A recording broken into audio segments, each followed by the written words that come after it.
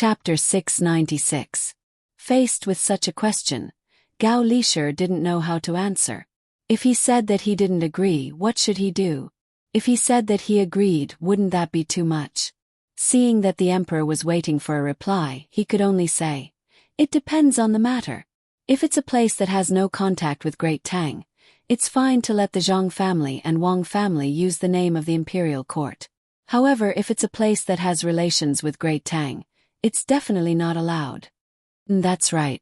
I've decided to let them use the name of the imperial court to do things outside. I can even give them blank imperial edicts for them to fill in the rewards." After hearing Gao Lisher's words, Li Longji made a decision. "Your Majesty, isn't it inappropriate to give empty imperial edicts? If the Zhang family and Wang family use the name of the imperial court to do bad things or do things that are only beneficial to them, wouldn't that be?" Gao Lisher advised. "Wouldn't that be what? If it's a place that has no contact with Great Tang, what can it do to Great Tang?" The Zhang family and Wang family's intentions were clear.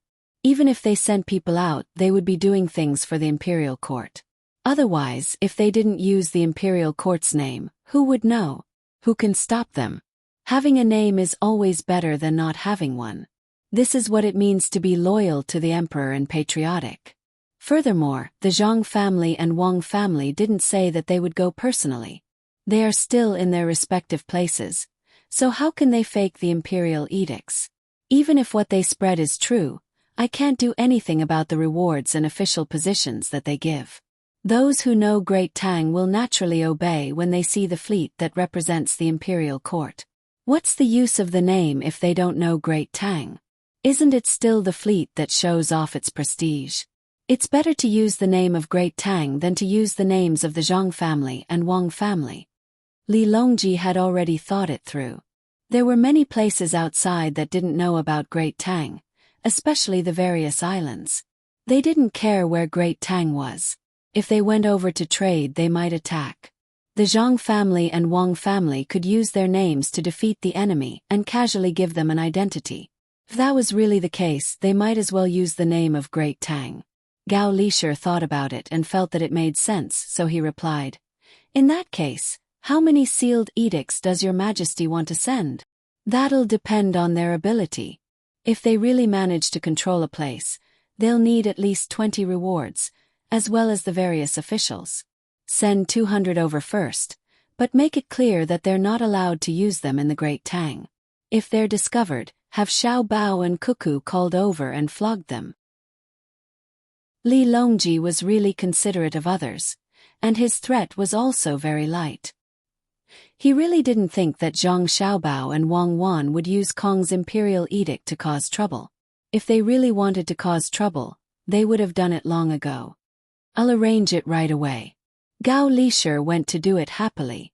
On the other hand, Li Longji was no longer in the mood to continue listening to the play. He muttered, "Take up more space. When the time comes, it will all belong to Great Tang. If there's anything good, bring it back." Zhang Xiaobao and Wang Wan didn't know that Wang Maozhong had been agitated and actually came up with a hasty plan. If they knew, they would definitely curse. With wings, they would provide an upward force, but this was done by relying on resistance. The speed could only be slower, not faster. The two of them were still bringing their younger brother and sister around, looking at the scenery of the fields and introducing them to the construction site. Their days were pretty good. 5 days after Zhang Zhong's arrival, they were almost done with the viewing and were preparing to bring back the officials from Luoyang this time. Zhang Xiaobao and Wang Wan's families couldn't bear to part with them. Zhang Xiaobao and Wang Wan's mother had been preparing good food for the two of them for the past few days. Even though they knew that they couldn't continue staying, they still hoped to see their children more. Xiaobei and the rest didn't follow them back this time. Zhang Xiaobao and Wang Wan felt that they had wasted a lot of time educating their children, so they wanted to stay in the county to continue teaching them personally. When the two families and the officials left, Zhang Xiaobao and Wang Wan sent the group out of the county. As they rode on their horses, they watched the group disappear from sight bit by bit. At the same time they sighed. Wang Wan looked in the direction where the group had left and said to Zhang Xiaobao, "We'll have to part eventually." In life, the time of parting is different, but perhaps the feelings of parting are the same. It's fine once you get used to it. It's not like we'll never meet again. Many times it's a life and death parting. Even if you're reluctant to part, time will pass. When the construction here is done next year, we can be together again. Besides, it's fine to leave. Many people have jobs, but they might not be able to return home even once a year. Isn't life still the same? Zhang Xiaobao actually didn't want to leave. He was the one who cherished his family the most, but sometimes he had no choice but to do it. Wang Wan nodded and said, "That's right. It's not a life and death parting. We can see each other whenever we want." Many soldiers who went to war never came back. That kind of pain really tugged at one's heartstrings. Many people who followed me in Tubo also died. It's enough to stay strong and live on. Cherish the time we can be together.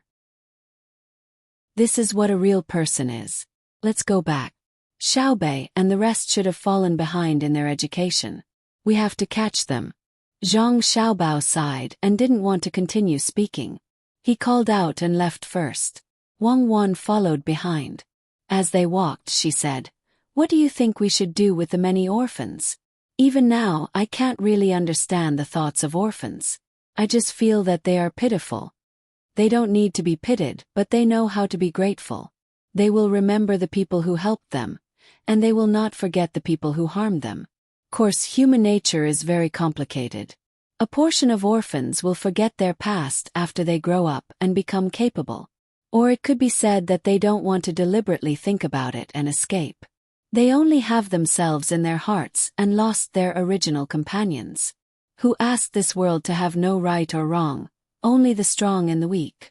Orphans are actually more willing to become strong.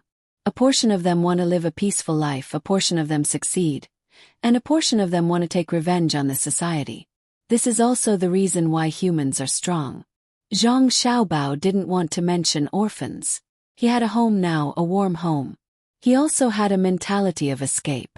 Wang Wan rushed to Zhang Xiaobao's side and said, "I don't care about whether human nature is good or bad. I just want to achieve my own goal. I have decided that in the future, a portion of the money earned by the clothing industry will be used to help others. If there is one Zhang Xiaobao among 10,000 orphans, my money will not be wasted. Then the world will be in chaos. Do you know how many orphans there are? With so many of me, I don't think anyone will have it easy." Zhang Xiaobao knew that Wang Wan was praising him. He smiled and waved the whip. The horses' speed increased. When Zhang Xiaobao and Wang Wan returned, Xiaobei and the others had already started to learn. They had their own learning tasks every day. Of course, even if they didn't want to learn, no one forced them. However, when they listened to the stories, they couldn't keep up because the stories told them what they were supposed to learn every day. For example, in the story of Ali Baba, the incantation to open the door was not "Open Sesame," but the content of the 1,000-word poem. If you didn't know, you could only be anxious, but there was nothing you could do. As long as you didn't say the incantation, the plot of the story wouldn't continue. Luo Xianger didn't go home this time. She stayed in the county and learned with them. She wanted to learn some skills before going back. There were 2 people at home to take care of each other. If anything happened, someone would come to report. Zhang Xiaobao and Wang Wan quietly came to the courtyard where the younger brother and sister were learning. Zhang Xiaobao did not want to disturb his younger siblings. He turned around and returned to his room to make up a story. 2 days later, the letter from Lu Zhou to the capital arrived in Baoexan County. Sure enough, it's the Japanese. They've messed up Luzon Island and want to benefit from it. After reading the letter, Zhang Xiaobao was convinced of his original guess. Only the Japanese had such ideas and abilities. It was not that he looked down on the people of other places. The people of the Great Tang did not dare to do so. The people of other places had ideas but did not know what to do. The Japanese were different. They were not lacking in anything. They were also very smart. They worked hard to learn the good things of others and then turn them into their own. Had always been like this. Yes, it's really the Japanese. We met by chance, but the result was different. I'm not looking down on the Japanese. Compared to Silla, the Japanese are much better. At the very least, the Japanese at that time still admitted that they inherited a lot of Chinese writing and culture. At that time, Silla insisted that they were the ones who created it and that what others had was also theirs. Only by facing yourself can you develop. What are you going to do? Send troops to fight. Now there's no need to really send troops. Even if you scare them, they will immediately come over and admit their mistakes. Wang Wan and Zhang Xiaobao had the same attitude when it came to their evaluation of the surrounding countries.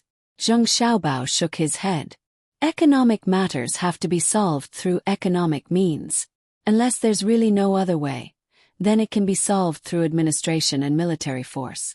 Although this is the most direct method, when there's a day when military force can't be used to solve the problem, won't it be over? This time, the method the Japanese used was not direct military force, nor was it economic. It was deceit, just like how I deceived Yamamoto and the others. It was just a little different, but in the end, it couldn't be separated from the word deceit. Then we'll use the same method to deal with it. Continue to suspend trade and let the merchants in Zhejiang cooperate with us. Go to other places to look for rubber, build more boats, and surround the island more tightly. Yes, you finally used your deceit this time. You tricked people into buying radishes, tricked them into buying a lot of thermometers, and even tricked them in the cement. Do you really think you're the best in the world? Aren't you afraid that they will react? This time, when Zhang Xiaobao used his deceit, Wang Wan did not object because it was not targeted at the people of Tang. Zhang Xiaobao smiled. Even if I'm the best in the world, it's too late to react. When that kid attacked the pound sterling, how could the British not know? But there was nothing they could do. When that kid attacked the Thai baht, how could the Thai not know? How did the Star Wars plan come out? How was the former Soviet Union divided? After the deceit was exposed, as long as people are not stupid, they will understand the reason. But in the process of deceit, how many people can understand? How many people who thought they were smart were deceived? How many countries were deceived? As long as it's done well, it's half the battle. I don't believe that there's anyone in Japan who can see through it. Besides, even if there are some people who can see through it, it's useless. No one will listen to them. They can only grieve by themselves. That's right. It's the same on the battlefield. Sometimes other people's opinions may not be accepted. Power, this is the charm of power. You don't listen to me either. How many times have we lost because people were too confident? But how many times have we won because of that? Tell me, what are you going to do next? Wang Wan agreed with Zhang Xiaobao. When a deceit was exposed, people would laugh at the person who was deceived for being stupid. But who knew that the person who laughed at others would also be stupid one day? You really want to hear it. You don't want to guess it yourself. You admit defeat. Zhang Xiaobao did not directly talk about the plan. Instead, he began to talk to Wang Wan about winning and losing. Can't you let me win a little? I already told you the plan when we were fighting. You don't want to tell me now. This is not fair. Wang Wan reached out to pinch Zhang Xiaobao's face. Up. With this move of yours, I'll give you fairness. There are times when strength truly is useful. Between countries without strength, there is no fairness. In truth, my method is very simple. I'll go and explain to the people of Luzon how good our great Tang is. But it's useless. Because there was a Japanese who had an accident on a boat and drifted to the island. He was rescued by the locals. Later, he contacted the Japanese and was able to carry out the plan. Similarly, people who do favors are more willing to believe the person who is being helped. So, any explanation is useless. Then there is no need to explain. We will smuggle. Every once in a while, we will send people to pretend to be Japanese to smuggle. We will only give this treatment to a small portion of the tribes. We will not care about the rest who are allied with the Japanese. During the smuggling process, we will give more benefits to the other party to make them feel more comfortable. This way they will not be worried about poverty, but they will be worried about inequality. This will turn their external unity into internal conflicts. When the time comes, we don't need to send troops to fight. They will be in chaos themselves. Anyway, we are very strict now. No one can enter. Without the support of accurate information, what do you think they will do? Zhang Xiaobao explained his plan. You want them to kill each other. Wang Wan finally knew what Zhang Xiaobao was going to do. She continued, Then, are you going to support the local people and form a group of independent people? When the time comes, you will pull people close to you and attack people far away. You will let them sink into endless war. That's right. Isn't it simple? It is practical and convenient. Many countries have used it. We have also used it a lot in ancient times. As long as we don't make any internal mistakes and deal with the ambitious people of the other party as soon as possible, we will be able to maintain it. The longer it lasts, the more benefits it will bring to us. Zhang Xiaobao didn't need to think too much about this method. It was very simple. As long as the military force could be guaranteed, there was no need to directly use military force to solve the problem when it came to real work. Those who should be pulled, those who should be beaten will be beaten. When the time comes, if they want to get any benefits, they will do it under this situation. What about Japan? Should we send a letter to them and ask them not to send people over? Wang Wan meant whether to use military force to threaten Japan or not. They will not admit it. That is a personal action. The people who were caught said it. The Japanese government doesn't know about this. Our Tang Empire can't fight a landing battle. We should leave a gap and let the Japanese on the island feel hopeful. They will continue to ask for domestic support. When the time comes, we will specially attack their ships and let them talk about this matter first. Chapter 697. Green grass covered the houses, the willows swayed, and the breeze blew gently. Soft chirps returned to the swallows, and Bei Xuanwan was anxious. The weather was getting warmer. The swallows returned home, and the streams were soft. Following the heavy rain, the people who were plowing in the spring heaved a sigh of relief. At this time, the capital had become more prosperous. Some people who wanted to go out for a walk were choosing the tour groups they wanted to join. Those who wanted to participate in this year's spring examinations were busy sending invitations. Similarly, new songs and poems were sung from time to time in the brothels. Some were flattered by others, while others were secretly criticized. Those at home who wanted to save rations brought their children to pick wild vegetables. After the rain, there were more people picking mushrooms. Storytellers were still looking for suitable subjects. The new animals in the zoo attracted many curious people. Flowers were placed in the east and west markets. Carriages and horses came and went. The fragrance of wine and food wafted through the air. It gave people a feeling of prosperity. But today these things were not the most important. The most important thing was that the outstanding craftsmen who had come to the capital from all over the country would participate in a month-long competition. The craftsmen, who were usually not valued, had finally ushered in the spring of their own industry. The court had arranged a large enough place for the competition. The Ministry of Between the Clouds and the Water took out 20,000 strings of cash to buy materials and reward the best craftsmen in each industry. The craftsmen had fought their way up from all over the country. They all thought that their skills were good. Every one of them had at least one small invention or improved some kind of utensil. Their travel expenses were the money they earned from the government or local merchants after their inventions and improvements. It wasn't that the government and merchants didn't want to monopolize the money, but this time the matter was too big. If they didn't send good craftsmen to the capital for the competition, they would lose a chance to make a name for themselves. This was especially true for the local officials, who grasped the opportunity the most. They hoped that they would be noticed by the court and be promoted. Some of the craftsmen from all over the country had set off last year. They pondered along the way and should be able to improve or create something new. They arrived at the capital one after another and were placed in the place provided by the Ministry of Between the Clouds and the Water, waiting for the official start of the competition today. Many merchants with discerning eyes had set their sights on the craftsman competition, hoping to find good craftsmen to recruit into their respective businesses. Unfortunately, after they found out that they had to choose between the clouds and the water first, They could only give up on the best craftsmen and turn their attention to those who were a little less skilled. They couldn't compete with between the clouds and the water. Not to mention that the wages given during recruitment couldn't compete with between the clouds and the water. Even if it was the same amount of money, or even a little more, the craftsmen would still choose between the clouds and the water.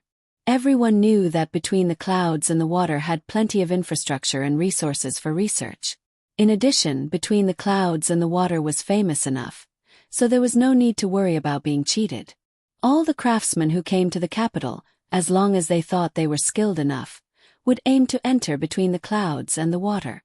The people who saw the craftsmen taking the imperial examination for the first time were curious, and also gathered in the east side of the capital. This was the venue for the competition. The imperial court had sent officials to take charge.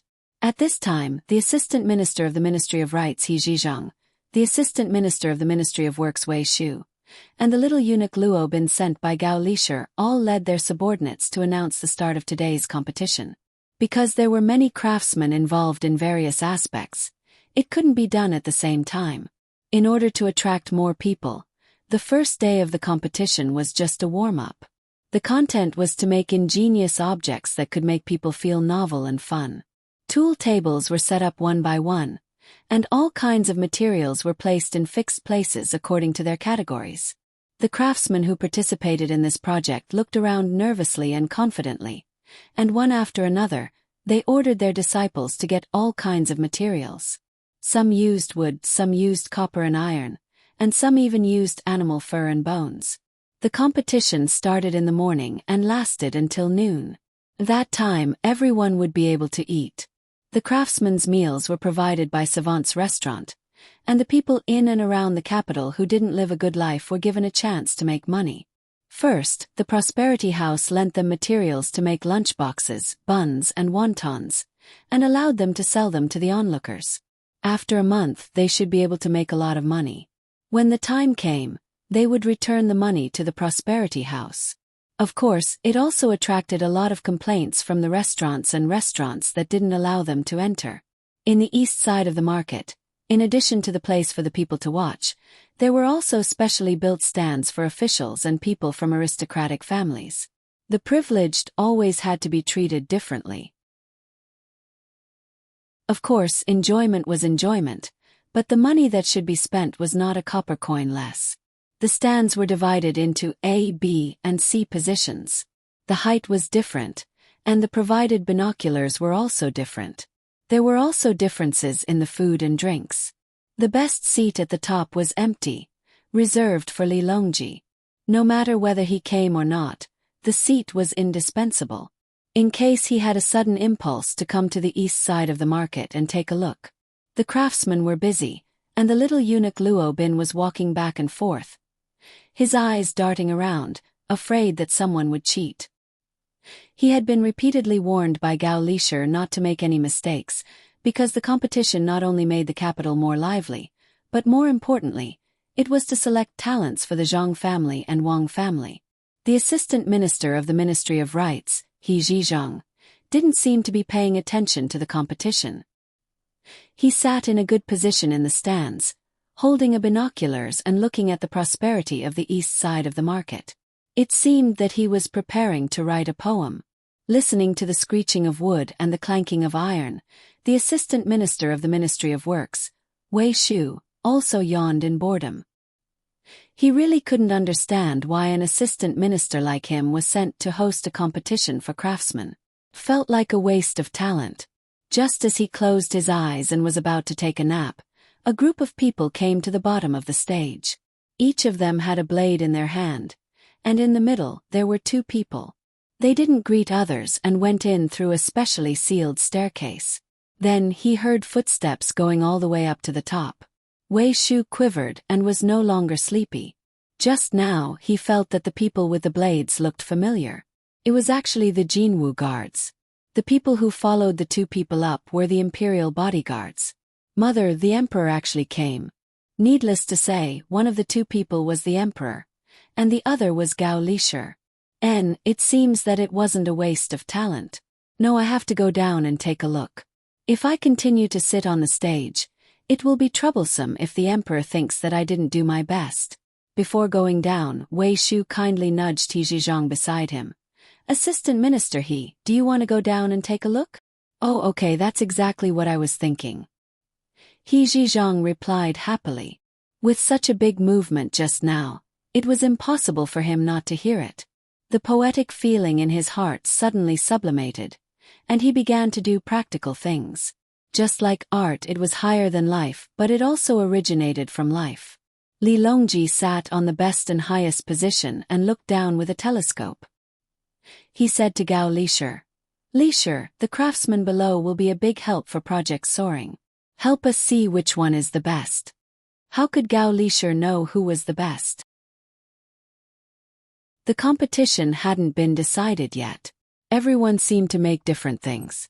He didn't know what kind of rules the judges would use. While he was anxious, he suddenly saw a craftsman below. He seemed to have seen him before. After thinking carefully, he remembered. It was Lu Jiro's distant relative. He heard that he had been with the Zhang family for a long time. He didn't know why he came to participate in the competition this time. Looking at the place written on the competition plate, he actually represented Feng province. Seeing this person, Gao Lishir had an idea.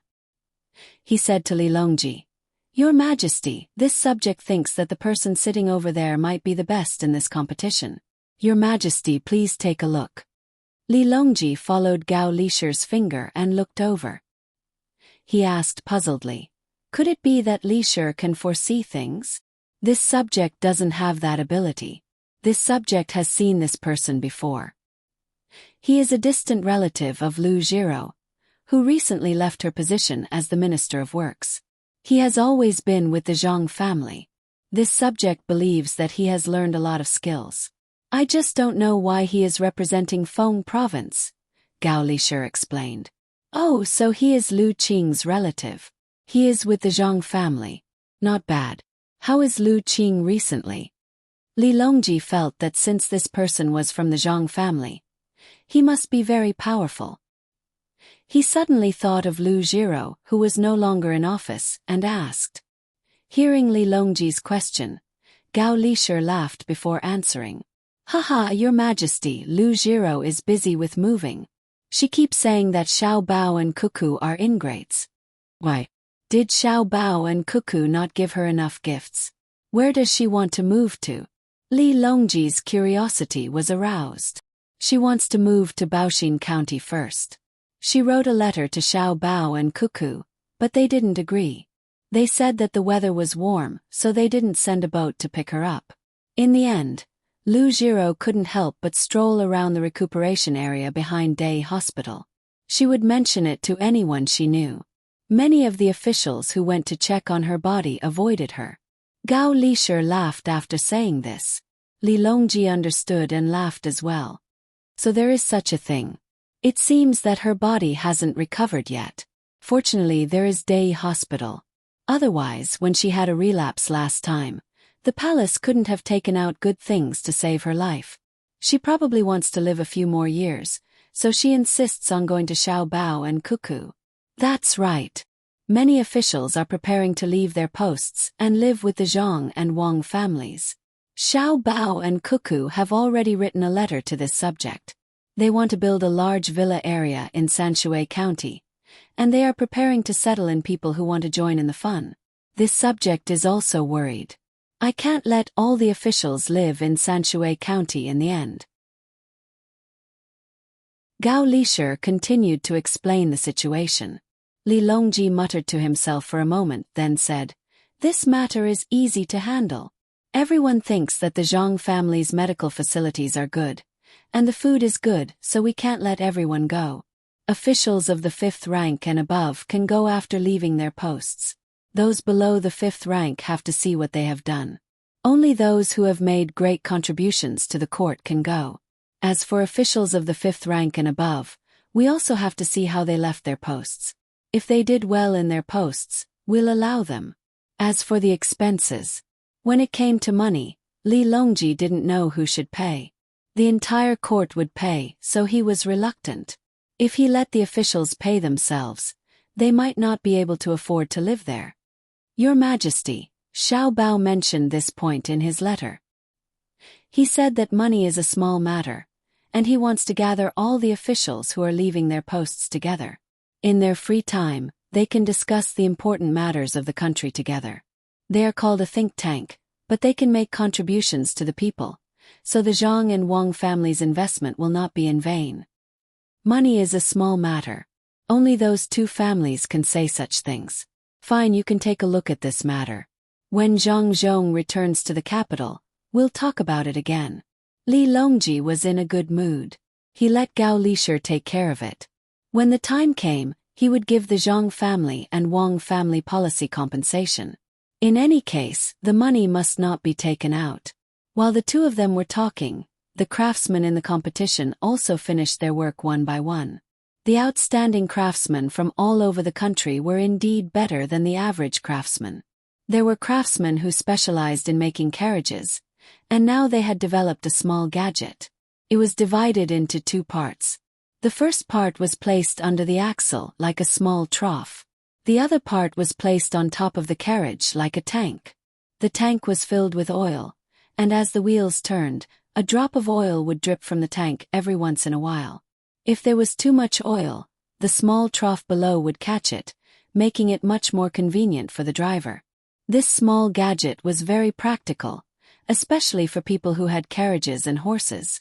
If they traveled a little further, the driver couldn't always be busy with oiling the axle while driving the carriage. Even if the quality and speed of the bearings were very poor, this gadget was still very useful. Moreover, not everyone could afford to use bearings. There were also people who made automatic feeding devices for livestock owners. Using the change of buoyancy and gravity, the boxes containing feed and water would be moved. As long as the livestock had almost finished the water and feed, the boxes would be opened and the food inside would be taken out. The invention was good, but the people in the crowd who were feeding the livestock did not appreciate it at all. It was not easy to have livestock at home, and they all treated them like treasures. How could they use such a gadget to feed the animals instead of themselves? While feeding them, they could also talk to the animals and see if they were feeling uncomfortable. Another craftsman developed an anti-theft gadget. Under normal circumstances, thieves would enter a house at night through the window or through the door. However, not all houses had windows, so they could only enter through the door. The door had a latch, so they had to use a thin object to enter through the door and pull it open bit by bit. This anti-theft gadget was designed by connecting a rope to the back of the latch and tying a bell to the other end of the rope. When the latch was pulled open to a certain extent, one reason was that it would be difficult for the thief to pull it open, and the other reason was that the bell would ring. This design had 6 links, and the cost of the gadget was not too high. If it was mass-produced, a set would only cost 40 copper coins, and the bell could be chosen by oneself. However, it was given a 0. The idea was good, but it was not very useful. If they really wanted to lock the door, they could just add a card to the back of the latch, or directly tie the bell to the door. Anyway, there were all kinds of strange things. The judges were sent by the Zhang family and Wang family. They were very humorous, and from time to time the onlookers would laugh out loud. One by one they came to let the judges evaluate their gadgets. At this time it was Lu Feitong's turn. This time he represented Fengzhou, which was his hometown. Because of Lu Jiro, he had not been able to enter the inner court of the Zhang family and Wang family. That was like selling oneself. Moreover, Lu Jiro was the Minister of Works before she left, so it was easy for her to leak secrets. He was not allowed to participate in the real experiment, but a lot of theories were taught to him. He could use the materials to complete his ideas, and if he wanted to ask for help, he could also ask for help. As soon as he came to the front, one of the judges said to him, "Feitong, why did you come here? Wouldn't it be better to stay at home? Young master and young lady have a new plan, and this time they can let you participate. Since you came here to compete, then we will be stricter with you than the others. After all, you have learned so many theories, and you are not at the same level as others. As long as someone has the same score as you will lose and your ranking will be delayed." When this person spoke, He did not hide it at all, and his voice was also heard. When the onlookers heard, they felt that it was unfair. How could the craftsmen of the Zhang family and Wang family participate in the competition? If they could perform, then what about others? The craftsmen who participated in the competition were also disappointed. The judges were from the Zhang family and Wang family. Who would believe that they would say that there would definitely be people who cheated? Unexpectedly, the first person to object was Lu Feitong. This is a craftsman competition, not a level competition. Should we deliberately suppress people just because they have learned more? I don't agree. If it is a battle on the battlefield, should we not allow one side to use better weapons just because they are better trained? When the judges heard this, they also felt that this was not right. They should not avoid family members. They nodded and said, "That's fine. Regardless of the level, we will only look at the object." Only then did Lu Feitong take out his item amidst the noisy discussion. It was a small box with 7 rows of numbers that could be moved up and down. He asked someone to find a carriage and connect one end of the box to the wheels of the carriage. As the carriage moved forward, the support of the wheels would constantly hit a small piece of the box. Every time the second piece was hit, the last row of numbers on the box would change. When the last row returned to 0, the second to last number would jump forward and become 1, and so on. It was a very interesting object. The onlookers had never seen it before and did not know what it was used for. The content of the discussion changed from whether it was fair or not to what this object could be used for. Lu Feitong listened to the onlookers' questions and felt very proud. Wei Wei raised his head and puffed out his chest. He did not explain what his object was used for. He did not even tell the judges. This attracted the attention of Li Longji, who was on the viewing platform. He asked Gao Lishir, "Do you know what that object is?" "This subject does not know." "Why don't we order him to tell us?" Gao Lishir was not a deity, so how could he know what this object was used for? However, he did not like Lu Feitong. "Just tell us quickly." There was no need to make people guess. There is no need. It seems that he is not convinced by the Zhang family's craftsmen. Li Longji waved his hand to stop him. The judges were still waiting for Lu Feitong to speak so that they could evaluate the object according to the normal procedures. However, when they saw that Lu Feitong did not speak, their expressions turned ugly. They signaled to each other and gave a score of 6. The previous person who made an alarm clock with the weight of the hourglass gave it 5 points. However, this object was actually given a score of 6. When Lu Feitong saw the score, he was stunned. He then said unhappily, "You are deliberately suppressing me. Why is my object given a score of 6?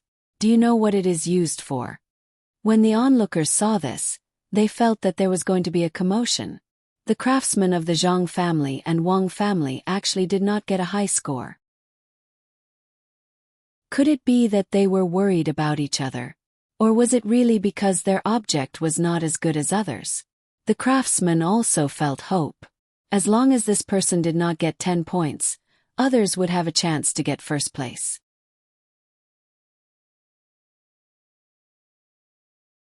Chapter 698. Lu Feitong was stunned by the question. He replied, "Aren't you the judges? I'm asking you why you gave me such a low score. Do you know what the thing I made is used for?" "Yes, we are the judges, but we also represent the highest level of craftsmen from the Zhang family and Wang family. Do you think you can get 10 points for making a counting device for a carriage? If you didn't use it directly on the carriage or connect it to other things, we might have given you 9 points. Because it can also measure the speed of flowing water and wind, but you only used it on the carriage. Do you want all the carriages in Tang to have the same size of wheels and the same spacing between the supporting ribs? All the people riding the carriage don't directly ask how much it costs to travel from the east to the west. Instead, they look at how many times the wheels turn, and the price is different every time. Do you think that if you don't say it, no one can tell? We gave you 6 points because your theory is not bad and you came up with it yourself. But this thing of yours has been around for a long time. When the young master and young lady tested the speed of the washing machine and the generator, they got someone to make a more precise device than this. It's just that no one has seen it. You're always at home. Didn't you notice that young lady Xiaobei always carries a box and jumps around? Sometimes she even shakes the box vigorously. That's called a pedometer. You're not one of the craftsmen from the Zhang family and Wang family. Otherwise we'll give you 0 points. When did the Zhang family and Wang family become so arrogant in their research? The judge said to Lu Feitong in exasperation. Lu Feitong had just raised his head and puffed out his chest. His words were getting louder and louder. He really didn't expect that the design that he thought would amaze the world with a single brilliant feat was not only seen through by others, but it had been around for a long time. He was criticized as worthless. Go down. Remember, you can't be arrogant on the path of scientific research. You have to be cautious, cautious, and cautious. Next, the judge advised Lu Feitong again and looked at another person who was about to come over. Lu Feitong didn't say anything. He lowered his head and stood to the side. The other craftsmen also lowered their heads. They didn't know what it was just now, but the craftsmen from the Zhang family and Wang family knew more about it. Looking at their temperament, it was indeed different. He Zhang also heard it. He sighed and said, "No wonder the Zhang family and the Wang family make the best things. This kind of attitude is not something an ordinary person can have. Just like learning, one has to be cautious and cautious. One can't be arrogant." As the assistant minister of the Ministry of Works, Wei Shu felt the same way. When we go back, we have to have a good talk with the craftsmen. We have to have good ideas, but we can't forget to think about the specific application of the materials. We have to do it step by step to lay down a good foundation. One by one, the craftsmen came forward to be evaluated. When almost all of the craftsmen were done, there was still one craftsman who was still working. Seeing that the time was almost up, he still looked calm and unhurried. The 2 apprentices beside him also didn't show the slightest bit of anxiety. The 3 craftsmen made wooden birds with wings one by one. After a while they threw them out. After throwing them out, if they were not satisfied, they would either fix them or remake them. Just when there was still a few minutes left and everyone was anxious for them, the craftsman finally put down his tools in satisfaction and took out the last bird he made. Although it was a bird, it didn't look like a bird. The 2 wings looked flat at first, but if one looked closely, they would find that there was a slight curve in the shape of a Weiwei. The body was straight, and there was no hair on the tail. It was also a small wing, and there was a piece of wood on it. At the very front, there was an object made of 2 pieces of wood connected to the body by a wooden shaft. There were also 2 cow tendons. When the craftsmen from the Zhang family and Wang family saw this, they immediately stood up from their chairs and looked at each other nervously. Their eyes were full of suspicion, as if they were questioning, "Did you pass on the technology?" This thing had just been made by the young master and young lady, and it had only been flown by Xiaobei and the others in the inner courtyard. How did an outsider learn it? This craftsman didn't know. He thought that the judges were waiting anxiously and wanted to quickly look at the thing he made before going to eat. He straightened his clothes and walked while spinning the thing in his hand and winding it. When he got close to the judging table, he held the thing in his hand and closed the buckle. He said to the judging craftsmen from the Zhang family and Wang family, "This thing I made is called the burning firebird. As long as the tendons are twisted, when the buckle is loosened, it will fly out. The thing in front will rotate, and it will fly further and faster with the burning firebird. Even if there is wind, as long as the wind is not too strong, the deviation will be small. Moreover, if the wind comes from the front, it can make the burning firebird fly a little higher. When the thing in front rotates for a long time, or when the small thing in the back rotates for a long time, the phosphorus placed inside will burn. The burning firebird can carry fireworks. As long as you make thousands of burning firebirds and find a good wind direction, you can send the burning firebird to the enemy camp, either burning the tents or the provisions." "What's your name?" the judge who spoke to Lu Feitong just now asked. "Dong Tianyu. I represent Su province in the competition." The craftsman holding the work in his hand respectfully answered. "How did you think of the thing in front that can rotate?" The judge asked again. Bamboo dragonfly. I found that the bamboo dragonfly can fly because it rotates upwards. I first wanted to make a burning firebird that could fly upwards, but after making a few, I found that the strength of the ox tendon couldn't lift the burning firebird at all. Even if it was lighter, it would fall down immediately. Then I thought of the paper duck. When the wind blows, as long as there is a connecting line, the paper duck can fly continuously in the sky. I thought of a way to make the burning firebird like the paper duck when the wind blows, flying higher and higher. In the end, the burning firebird was too heavy, so I could only add something like a bamboo dragonfly in front. Although it can't fly continuously in the sky, it can fly very far. It's a very good thing to use in battle. It's also not troublesome to make. Any carpenter can learn after looking at it a few times. After making a lot of them, even if a few fly off the mark, there's no need to be afraid. Zhang Tianyu explained his thoughts when making the burning firebird. He looked at the judges, hoping to give a high score. At this time, the judges didn't say anything. They looked at each other, and one of them left. After a while, he came back with a big box in his hand. Under everyone's gaze, he opened the box and took out the items one by one. The other judge helped to assemble the burning firebird. There were also two pieces in front that were connected to a shaft. They were made of ox tendon of better quality. The most important thing was that this thing was bigger. It was 4 feet long, and its wings were 6 feet wide. After assembling the burning firebird and placing it on the ground, the judges looked at Zhang Tianyu. Zhang Tianyu was dumbfounded. He had worked so hard to figure out this thing, but he didn't expect that other people already had it. He still had to give a 0. The surrounding people also felt sorry for Zhang Tianyu. At the same time, they were also a little dissatisfied with the Zhang family and Wang family. Since they were so powerful and could do anything, why did they still need to find craftsmen? Zhang Tianyu, right? Full marks.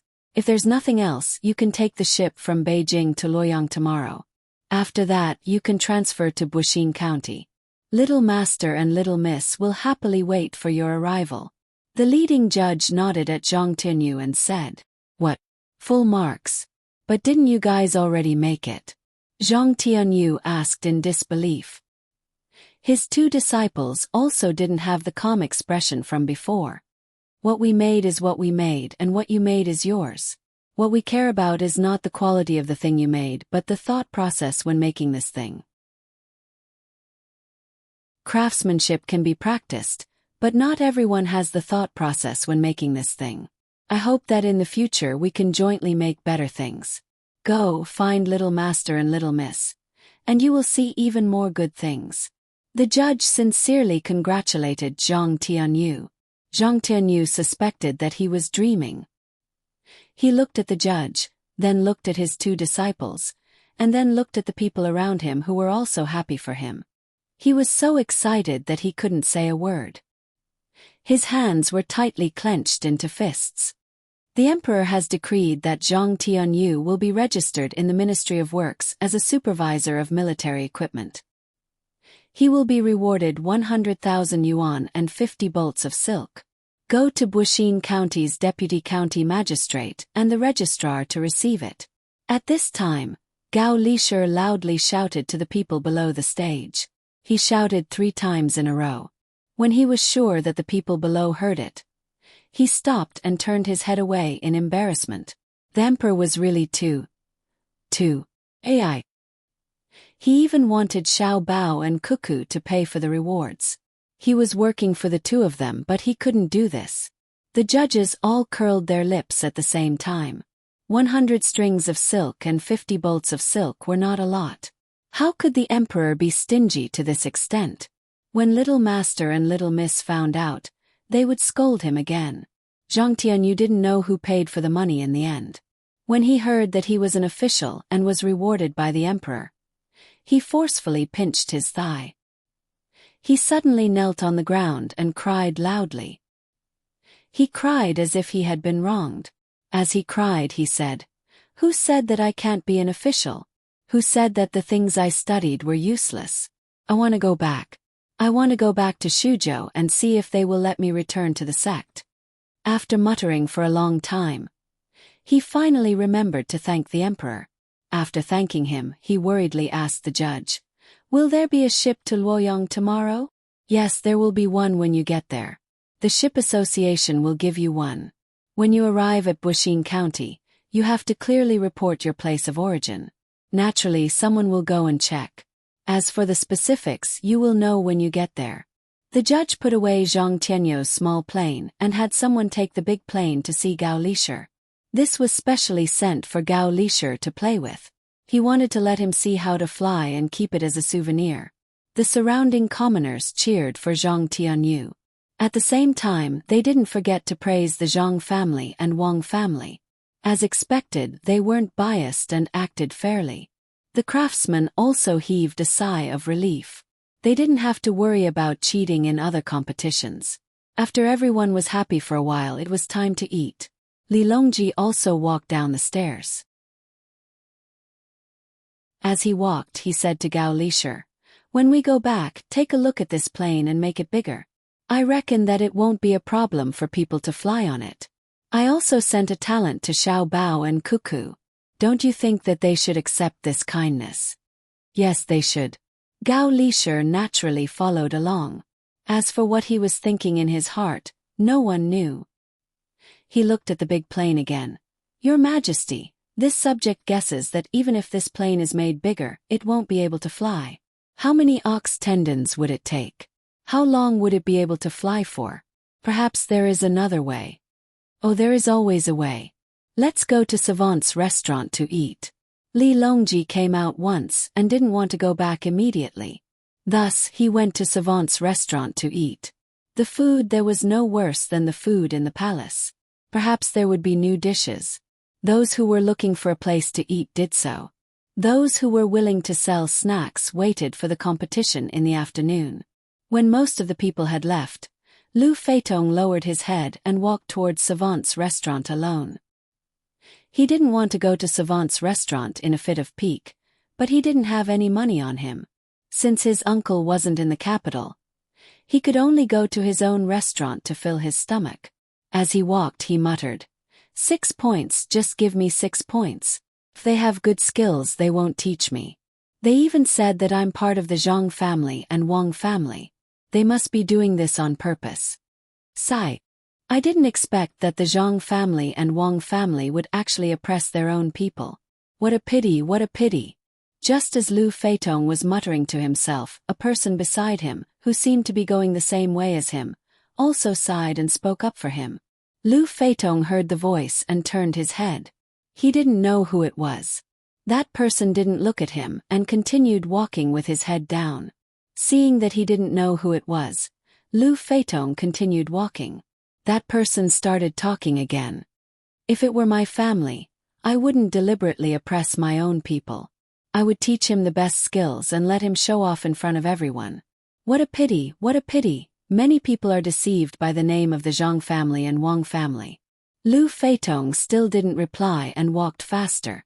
That person finally raised his head and said as if he had just seen Lu Feitong, "Isn't this Brother Lu? I didn't expect to meet you while walking." "You are." Lu Feitong was puzzled and asked curiously, "Who I am is not important. What's important is that I feel wronged for Brother Lu. You are part of their family. Why would they deliberately give you 6 points just to put on a show for others? That's too much of a bully, too much of a bully. Brother Lu, don't take it to heart.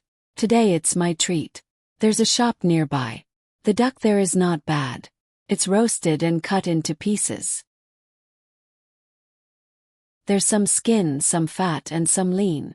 Put some sauce on it and eat it. That tastes, tiske tiske. Let's go and eat it. It's my treat." As the person spoke, he pulled Lu Feitong. "Isn't it just roast duck? I'm not going. I'm going back to Savant's restaurant. There's also wine and food there. Why don't I treat you?" Lu Feitong didn't plan to go with others. This person had a helpless expression and said, "You still want to go back to Savant's restaurant? Do you want everyone to laugh at you? The waiters there must know about what happened today. Tell me, what will they think of you?" Then I have to eat roast duck. Fine, I'm not going back to Savant's restaurant. I'm going to eat roast duck.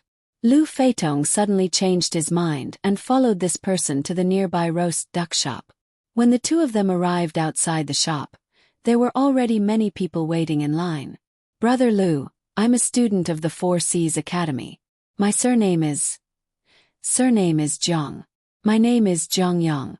I just arrived yesterday and ate at this big mountain roast duck shop once. The taste was extraordinary. Brother Lu hasn't eaten here before, right? The person who pulled Lu Feitong over also lined up and talked to Lu Feitong with nothing to do. Shaking his head, Lu Feitong replied, I haven't eaten here before. How can it be better than Savant's restaurant? It's not the same. Savant's restaurant doesn't sell roast ducks. Each has its own strengths, the person who called himself Jiang Yang commented. Lu Feitong didn't say anything this time. He followed behind the line and moved forward bit by bit. The ducks in the shop were served very quickly. Some people wrapped the ducks in oil paper and walked back to eat, while others waited for others to finish eating before sitting in the shop to eat. Seeing that he didn't say anything, Jiang Yang said to him, Brother Lu, are you afraid that I will harm others? Lu Feitong's eyes looked at the waiters who were wrapping ducks for others. He suddenly shook his head and felt that something was wrong. He nodded at Jiang Yang and said very honestly, I don't know you. I only drank a little wine. Since Brother Lu shook his head first, it means that you aren't afraid. Are you worried that the Zhang family and Wang family will find you and think that you are casually interacting with outsiders and leaking secrets? To be honest, I don't think that Brother Lu can learn real skills. Even if they are leaked, it won't be a big deal. Jiang Yang observed very carefully. When he saw Lu Feitong shake his head first, he thought that he was not worried about interacting with strangers. As he spoke, he stared into Lu Feitong's eyes and revealed an expression that said that he didn't believe that Lu Feitong could learn real skills. Who said that? Learned. Yes, I didn't learn real skills. Lu Feitong was about to refute angrily when he suddenly lowered his head and admitted it. Jiang Yang rolled his eyes and said with a smile, As expected, I was right. Actually, with Brother Lu's ability, even if you are not in the Zhang family and Wang family, it won't be a big deal. Maybe you will become even more powerful in the future. Let's not talk about it anymore. Let's eat. There are more than 10 people in front of us. When he said that he wouldn't talk about it, Lu Feitong really stopped talking. After waiting in line for a while, it was finally their turn. After asking around, they found that there were no seats on the first floor, but there were seats on the second floor, but the price was expensive. Jiang Yang didn't seem to care about money. He pulled Lu Feitong upstairs. As they walked, the rooms on the side were all taken. Finally, they came to a room with the best location. The waiter flipped the sign that said, occupied, and changed it to empty. He then brought the two of them in and flipped the sign back to occupied. Jiang Yang looked at the waiter in puzzlement. In the end, he smiled and asked, How much do you want? So you can decide. The waiter seemed to have been seen through. He blinked his eyes like a mouse. He took out a small string of coins, which should be 100 copper coins, and threw it to the waiter. Then Jiang Yang said to the waiter, Bring up the best wine and duck's signature dish. The waiter left happily. Jiang Yang invited Lu Feitong to sit in front of him and opened the window to look downstairs. He said, It's better to be high up. It's bright and spacious. What do you think, Brother Lu? Ran, I said that you'd treat me. I didn't bring any money. If you don't have money, why don't we go to Savant's restaurant? I don't need to spend money there. Lu Feitong seemed to be a little nervous. He first told Jiang Yang that he didn't have money. Brother Lu, with your skills, do you really lack money? They don't have a single copper coin on them. They shouldn't do this. I'm not lying to Brother Lu.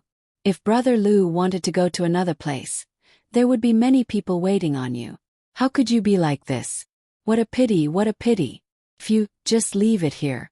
You don't have to come back if you don't tell me. As they were talking, the waiter came in with food. A few cold dishes made with duck and warm wine were placed on the table. The waiter turned around and left. Brother Lu, try the wine here. It's different from the wine between the clouds and the water. Has a different taste. Try the duck head. Jiang Yang began to pour wine and pick up food for him. Lu Feitong couldn't do it either. He ate and nodded. When the waiter served him wine, he drank it. When the waiter served him food, he ate it. Jiang Yang looked down from time to time and kept toasting him. However, he was a little absent-minded when he ate. As he ate, Lu Feitong's eyes started to blur. He looked at the people coming and going below in a daze. He also started to talk to Jiang Yang. It's all my uncle's fault. If it weren't for him, I wouldn't have been able to enter the Zhang family. He said that he wanted me to learn some useful skills, so I went. In the end, they didn't teach me any skills. They just made me memorize the books they wrote. I memorized them, but I didn't know what they meant. When my uncle asked me, I memorized a part of the book for him. He was very happy. In fact, he didn't know that the Zhang family never really taught me anything. Let me count. How many books did I learn? 5. No, it should be 6 books. If not, it should be 7 books. I can only know how many books I memorized from the beginning. Tell me, with someone like me, how could they possibly teach me their true skills? I heard that they had 10 books, but they wouldn't tell me the other 3 books no matter what, insisting that I learn the first 7 books. I don't believe their lies. What do you mean by learning the first 5 books? The other craftsmen of the great Tang can't compare to you. Look at me, I've already learned the first 7 books, but didn't I get 6 points? This time, Lu Feitong started to take the initiative to pour wine for Jiang Yang. As long as Jiang Yang's cup was empty, he would pour it. When it was his turn, he would drink 1 cup after another. When he finished, he would pour the wine again. When Jiang Yang heard Lu Feitong's words, he swallowed his saliva and whispered, "Brother Lu, I think you don't need to continue learning from the Zhang family and Wang family. You can go elsewhere to teach people. As long as you say that you learned from the Zhang family and Wang family, people will be willing to believe you even if it's a lie. Brother Lu, I also want to know what they teach. If Brother Lu can still remember it, why don't you recite it for me?" "Recite it? No, I can't recite it. What's that horse down there? Why does it have 2 heads? I'll go take a look. You sit here." Lu Feitong looked down and suddenly pointed at a horse that was pulling a carriage. "Brother Lu, you drank too much. Don't drink anymore. Why can't you recite it? Did you not memorize it?" Jiang Yang poured more wine for Lu Feitong. "I didn't drink too much. It's just that my eyes are playing tricks on me." "Who said that we memorized it? It's just that there are too many books. I can't recite them all. I studied for many years and only learned 7 books. Those books are so thick. I'm so tired. One of my heads is missing. Come drink." Lu Feitong shook his head vigorously. He raised his cup and downed the wine. He took off his shirt and was shirtless. He was sweating all over. He put down the empty cup and hummed a tune. Jiang Yang continued to pour wine. "Brother Lu, why don't you let me listen to it when you have time? Since there isn't enough time, why don't you recite the 7th book first so that I can broaden my horizons?" "The 7th book? What's the 7th book again?" "I've been memorizing it since the first book. Let me tell you, the first book, the first volume, the first chapter, the way of smelting. Every smelter should know how to control the heat and understand how to be flexible. First of all, turning iron into steel. Aya, whose family is that little girl? Why is she so fat? She even swayed when she walked." Lu Feitong started to recite from the first book. After reciting a few sentences, he pointed at a woman who just got out of the carriage and said, "Brother Lu, don't worry about her.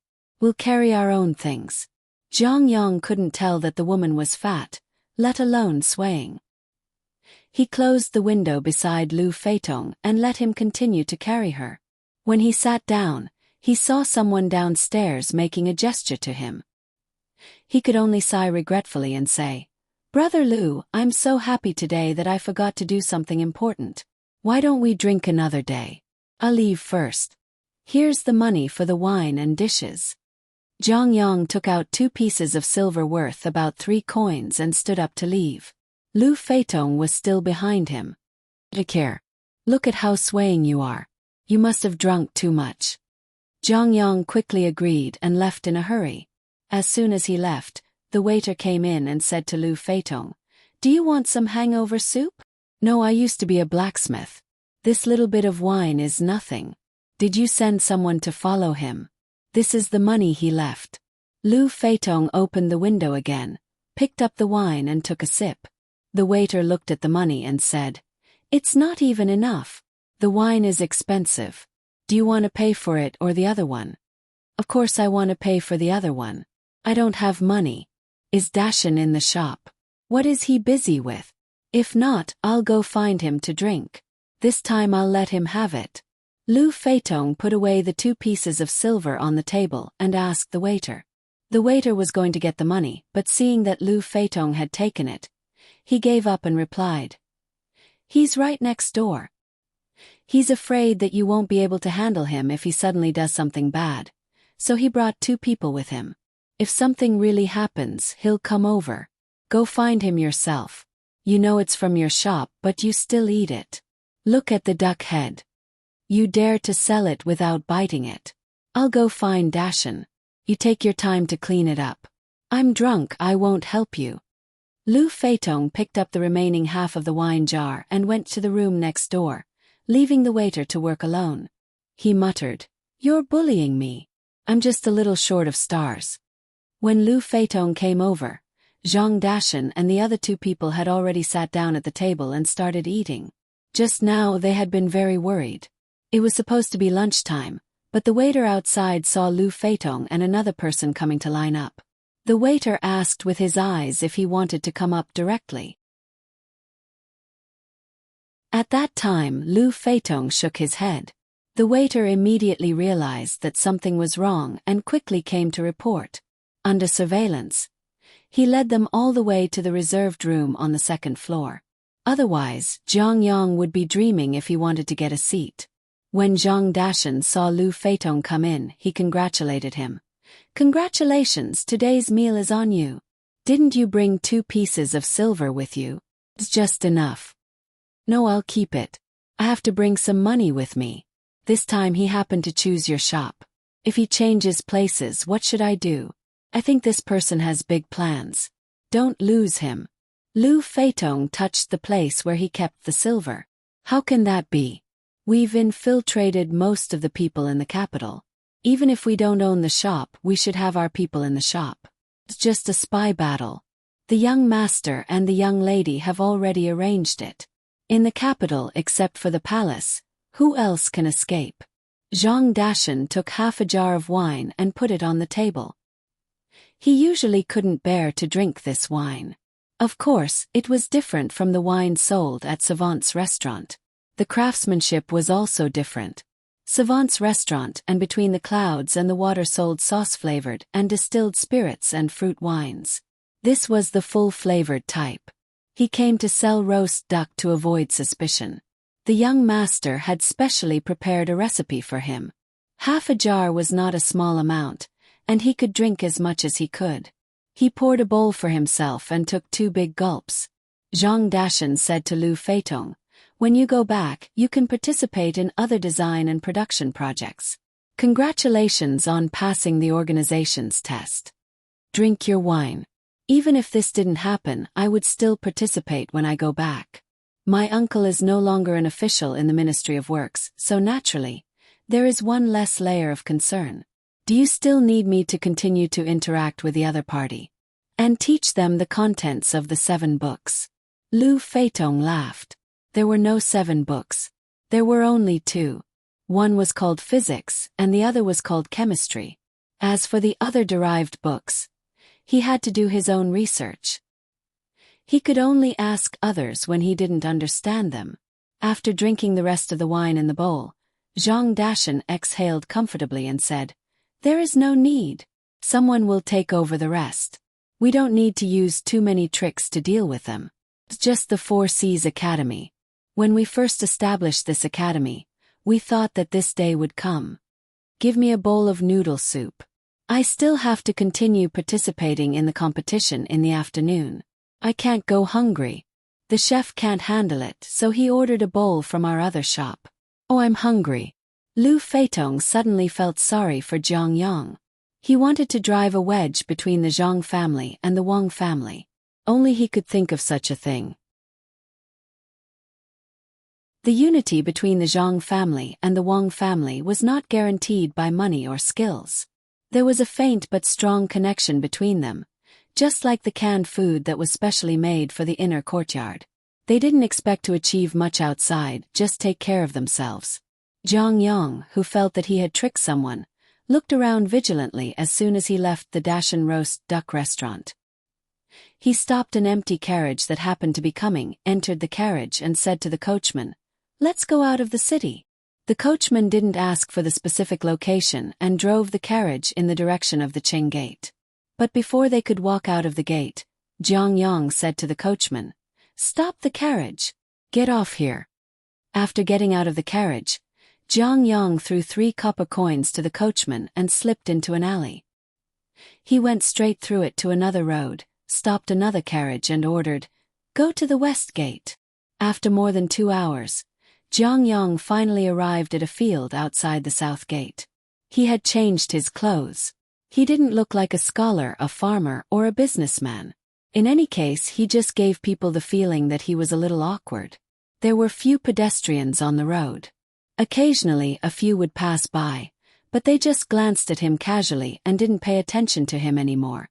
If it weren't for the peddler behind him, who was carrying a pole and hawking all the way, it would be even quieter. Finally, the peddler was stopped by others. Zhang Yang seemed to have no purpose. He walked alone to a small river beside the field. There was a man wearing a bamboo hat fishing by the river. Zhang Yang came to the side and looked at the fish in the basket. He said casually, "It's not easy to catch. How long have you been fishing? You've only caught 3 fish, and they're so small." "That depends on what kind of fish they are. Ordinary fish are worthless even if they're big. Although the fish in the basket are small, they're very good. You should be satisfied with 3. Didn't you bring a fishing rod? Why don't I lend you one?" The fisherman said to Zhang Yang without turning his head. Zhang Yang took out a ball of string and a few hooks from his bosom.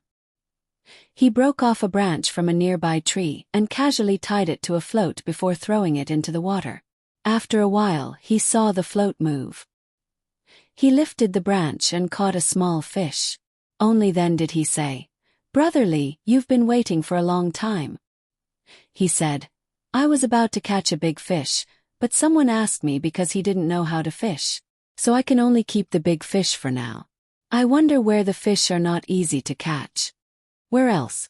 "Of course it's the fish in the Sanongsi temple. There are only farms and the fish are abandoned. The people below don't know why the radishes by the pond are planted there. They're obviously not good, but they don't sell them." The fisherman pulled back the hook and put the bait again. He then said to Zhang Yang, "Not selling. Is the price too low? Those radishes are not good radishes. Is 1 kilogram of radish seeds cheap for 10 coins? 1 small radish is worth 3 coins, isn't it?" Zhang Yang didn't believe that someone wouldn't be tempted by such a price. He stopped and asked. The fisherman put the hook in again. "It's not about the money. It's that no one is selling them. The people in the Sanongsi temple don't know anything. They only said that all the radish seeds and radishes are under the charge of the Shaoqing. They haven't contacted the Shaoqing Jiangtsin yet. Why is that? If it doesn't work, I'll go and take a look. I don't believe that I can't catch any fish." Zhang Yang couldn't figure it out. Logically speaking, the people in the capital should have done this long ago. A radish was not worth much. Why did it take so much effort? That's not necessary. Before you came, a person who also liked to fish just left. He said that he would think of a way. The fisherman replied, "Then why did you call me here? I'm about to get some useful technology." "Sai, why is it so awkward to do things the moment you enter the capital?" Zhang Yang complained. He didn't have the mood to fish anymore. He threw away the branch in his hand and sat there sulking. After all, the capital is different from other places. If everything is done according to us, would it still be the capital? Not to mention the capital, even in Bushin County, would it be comfortable to do things? The fisherman caught another fish and put it in the basket. After saying this, he put away the tools, picked up the basket and left without looking back. Jiang Yang picked up a stone and threw it into the water angrily. He scolded, "A bunch of incompetent people. They even delayed my business." The sky was so blue, the clouds were so white, and the wind was so gentle. Walking on the road, it felt like the whole world was alive. Jiangtsen had a good time recently. After coming back that day, he asked people to collect all the failed radish seeds and didn't allow anyone to take away any radish that was still planted in the field. The people in the Sanongsi temple didn't know the reason, but they all knew that the Sanongsi temple was no longer the Sanongsi temple of the past. The person who could really make decisions was not the Shaoqing, nor was it the people of the various departments. Even the people of the Ministry of Revenue couldn't do anything. If they wanted to do something, they had to get the consent of others first. This others was Zhang Zhong. After all the things were sent by him. The Shaoqing was called by the emperor once, and when he came back, he issued an order. It seemed that it had something to do with the people on the other side. If they didn't want to touch the radish, they wouldn't touch it. Anyway, the radish was not a good thing. The people in the Sanongsi temple thought so, but who knew that in the past few days, some people came to them one after another and offered them a very high price. If Jiangtsen hadn't issued an order, they could have sold the radish to themselves or to the Sanongsi temple to make more money and reduce the loss. But now that there was an order, they couldn't touch the radish. Even if the price had been raised to 10 copper coins per caddy, they couldn't touch the radish for 3 copper coins. Otherwise, it was very likely that they would be caught for secretly selling something. When that time came, it would be difficult to deal with the emperor. It was precisely because he saw that his subordinates were so obedient that Jiangtsen's mood was very good. He had already heard of the price that others offered, but it was still too little compared to the price that he wanted to sell the radish for, and the price that the Zhang family and Wang family wanted to sell it for. How could the seeds be sold by catty? It had to be sold by the grain. As for the radish, the price that was offered was really too low. Others didn't know, but he knew very well that this was a good thing to use as ginseng. Ginseng, not to mention 100-year-old ginseng. How much would an ordinary 6 or 7-year-old ginseng cost? Pharmacies sold it in slices, and one slice cost several copper coins. Although it was impossible for this radish to become ginseng, it was Xiao Bao's great ability that made people believe him. He reckoned that the people who came to buy radishes and seeds from his subordinates this time were people from the Four Seas Academy. To be precise, they were Japanese. He definitely couldn't sell them. He would only sell them when the price was set by Xiao Bao, or when it was higher. Thinking like this, Jiangtsen prepared to go to the East Market to watch the craftsman competition in the afternoon. It was very interesting. He had watched it in the morning and saw that the people from the Zhang family and Wang family did things fairly. He also saw a lucky person being recruited by the Zhang family and Wang family before all the competitions were completed. There were also all kinds of strange things. He didn't know what kind of situation would appear in the competition in the afternoon. "Master, don't you have to work in the afternoon?" Jiangtsen was followed by a servant sent by his family. Normally speaking, the servant had to wait patiently outside the Xinong temple and wait until everyone else had returned home before the master could appear. He didn't expect that he didn't have to stay so long starting from this morning. The master insisted on coming out for a stroll. Could it be that there was no work in the Xinong temple now? Did the master just become idle? With such doubts and also afraid that the master wouldn't work, Jiangtsen's servant asked Jiangtsen, "What do you know? I am working right now. If I do well, the Xinong temple won't lack money for the next 10 years. And at least 5 years. The main thing is to see what kind of new experiments there are." Jiangtsen really wasn't in a hurry now. For the sake of the big money in the future, he would first stop working.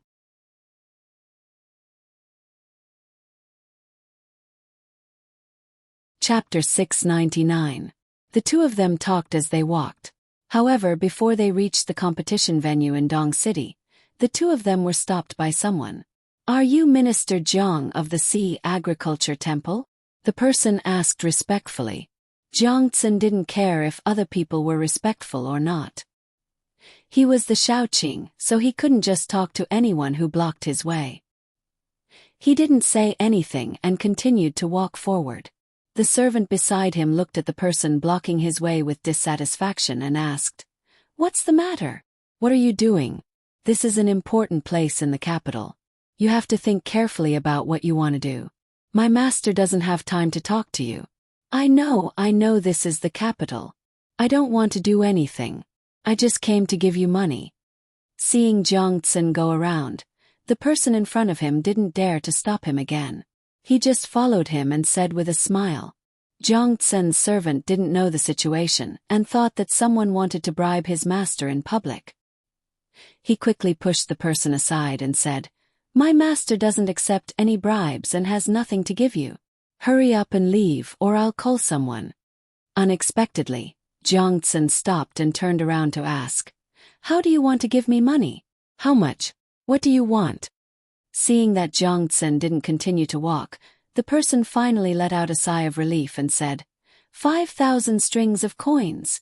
As long as Minister Jiang can give me the recently planted radishes and the seeds used to plant them, 5,000 strings of coins will be yours." 5,000 strings of coins. That's a lot. Unfortunately, I'm afraid I won't have the life to spend it. The seeds and radishes belong to the Sea Agriculture Temple, not me. How can I give them to you? Hearing the price, Jiang Tsen was very dissatisfied. It was too little. There were so many seeds and so many radishes. The loss this time was more than 5,000 strings of coins. Others didn't know who came to buy radishes and seeds, but he didn't know. It was a country behind it. It was impossible to give such a small amount of money. Hearing Jiang Tsen's refusal, the person didn't seem to give up. He said, "Can't the Sea Agriculture Temple make the decision? You're the minister of the Sea Agriculture Temple. You have the final say in the Sea Agriculture Temple. Is there anyone who is not better than you?" If Jiang Tsen hadn't received specific information and orders, she might have sold the worthless items on impulse. However, it was impossible for her to do so now. After staring at the man for a while, Jiang Tsen smiled and said, "The Senongsi Temple doesn't belong to me alone. I can't make the decision. Why don't you go and talk to His Majesty? As long as His Majesty gives the order, even if you don't take out a single copper coin, I'll give you everything." That's right. Don't even think about getting any benefits from my master.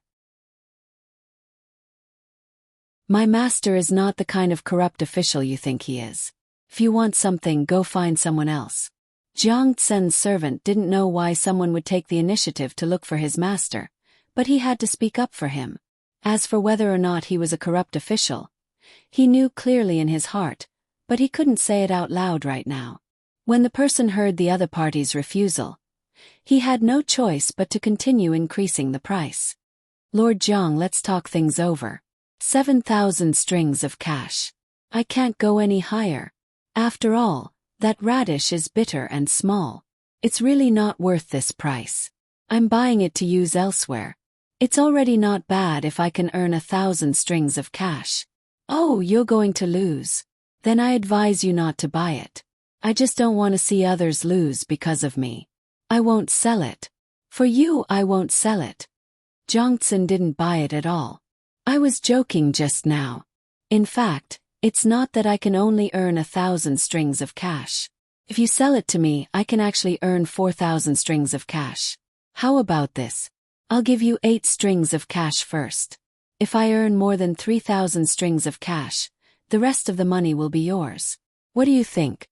The person immediately came up with an idea. He didn't feel that he gave people the impression that he was changing back and forth. He should have practiced it. Jiang Tsen's servant looked at the person in disbelief, then looked at his master. Seeing that his master still had that calm expression, he didn't know what to say for a moment. Jiang Tsun naturally couldn't agree to such a price. If he really sold it, he would easily die without a burial place. Not to mention the Zhang family and Wang family, the emperor wouldn't spare him. After hearing what the person said, he didn't even want to talk and directly walked to the destination. The person followed closely behind. Master, if there's anything we can discuss, why don't you say a price? As long as I can take it out, I'm willing. Really? Jiang Tsun stopped again and asked. Really? The person nodded. Okay, the radish seeds are worth 100 strings of cash. The radishes that haven't been dug out are worth 400 strings of cash. Are you willing? If you are willing, give me the money. I'll have someone send the seeds and radishes to you. If you aren't willing, then forget it. Jiang Tsun doubled the price set by Zhang Xiaobao, asking for a sky-high price. He was waiting for the other party to sit on the ground and pay back the money. This time, not only was the person surprised, even Jiang Tsun's servant showed an expression of disbelief. He really wanted to use his hand to touch his master's forehead to see if he was sick. If he was hot, he should quickly go to the palace to find a doctor. If the palace couldn't treat him, he could rush to Dei Hospital. It seemed that it was a slow illness. If it was a fast illness, the palace could control it. Master, you must be joking, right? The person asked Jiang Tsun with an ugly expression. Then why are you still talking to me? With this price, I still haven't asked what you're doing. You dare to speak to me like this? Jiang Tsun's expression also darkened.